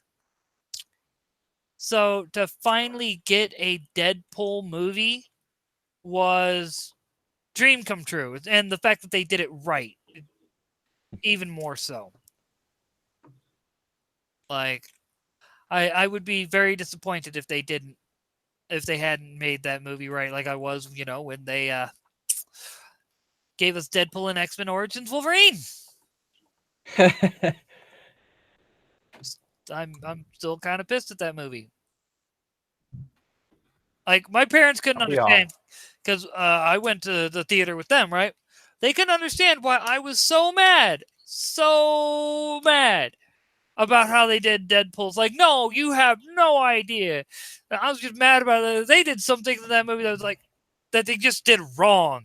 And I was like, where's Rose? Where the fuck is Rose? Why didn't they didn't bring in Rose? They didn't they didn't refer to, the Sabretooth as dog. They skipped over half of the information and why they were the way they were. You know what? Fuck you, man. Fuck you. Just saying. I also didn't enjoy Deadpool as much as I could have because they had to change a lot of stuff to make Avengers make more sense. Which I'm not really too sure. I really appreciate. Like I like the reason as to why Thanos is doing the things that he's doing. The reason as to why, but I think I definitely prefer the original reason as to why he wanted to kill half the universe. To impress Death? Yeah, to impress Lady Death, and that went into as to why Deadpool is immortal because Thanos cursed him with forbid him from dying because Deadpool was trying to get with Lady Death. Mm-hmm. And before we start doing the closing stuff, don't even play. Don't even play Gorgonite. Don't even play. Don't laugh in X-Men Origins. And I agree with Neostar. Beware the Baraka pool. That was my biggest bitch for the longest time. Goddamn Baraka pool bullshit. Like, and they fucking sewed his mouth shut, dude. How the fuck is he supposed to be the merc with the mouth when he doesn't have the fucking mouth? Explain that shit to me. Calm down. Oh boy, you're not having a good time here. You have no idea, dude. When I say I was pissed at that movie, you just saw a fraction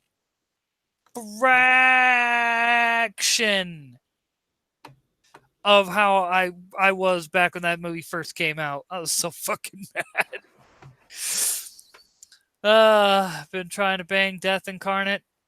It was greater than my resources. And then, I would have preferred the Lady Death motive for Thanos. Yep. But all right, Matt, you're the guest of honor. I'll let you lead us out with the closing pitches. Matt? Yeah. So I've got Brett, Dan, and I've got the Mythoverse Kickstarter going on. It's a great concept with a strong story behind it. If you want to throw a few dollars our way, go right ahead. Our lowest tier, you still get something out of it. And you can catch me at Trent on Twitter. There's also the Mythoverse Comics Instagram account, as well as for the Mythoverse on Twitter. I believe it's Mythoverse at Mr. Mythoverse Comics. All right, and don't forget, folks, the Mythoverse does give you strong female leads without preaching at you about how you need to respect women. And with every donation, you can get yourself not one comic, not two comics, but 3 comics virtual with $8 tiers that give you a physical copy of one of the 3, or you go all 15 or 30 to get physical copies of all 3 at once. Exactly. All right, Nate. Duskull, you're up. Right. Your name Nathaniel, right? Your name's Nathaniel. Are you trying to dox him? Well, no, he says his name in other streams. That's why I was like, No, it's Nicholas. oh, Nicholas. Yeah, I'm not sure where Nate came from. That was kind of weird. I actually have a friend who's named Nate, who we call Pasta Jesus because he's Italian and has long hair and beard like Jesus. So that was kind of a bit of a trip for me. Dude, I'm sorry. Like I said, I honestly thought your name was Nathaniel, and I always forget it. I'm like, that's why I stick to just calling you Duskquill.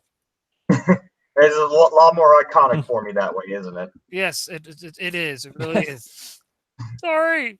I'm sorry. That's no problem. Seppuku now. All right, folks. I am Duskquill. You can catch me here every once in a while for these live streams, but definitely on Sundays for Anyway Politics. You can also catch me on my own YouTube channel, Duskquill Team, where I do a monthly show in showcasing indie tabletop games. You can find me on Twitter as well as on Subscribestar with Duskquill_team, and find me on Patreon with Duskquill. Not only do I do my indie tabletop showcase show, I do my own comics and my own tabletop games. So be sure to throw some support and be sure to contact me through any of those methods or through my business email available on the Twitter if you wish to commission me. I do character backgrounds, scripts, short stories, or edits of any work, or if you want me to do anything for any projects you might want to do. I'm always available. All prices are negotiable. All right. And as always, I'm your host, Bob Jones. You can find me on Twitter at Brainiac420. You can find me on Minds, Gab, TikTok, and Instagram at Bob Jones Comic Wars. And you can find me on BitChute at Bob Jones. All right. And with that, I'm going to bid you folks adieu. You all have a good one and have a beautiful day. Right? I'll stop the stream once I'm not being chased by a creeper. There we go. All right.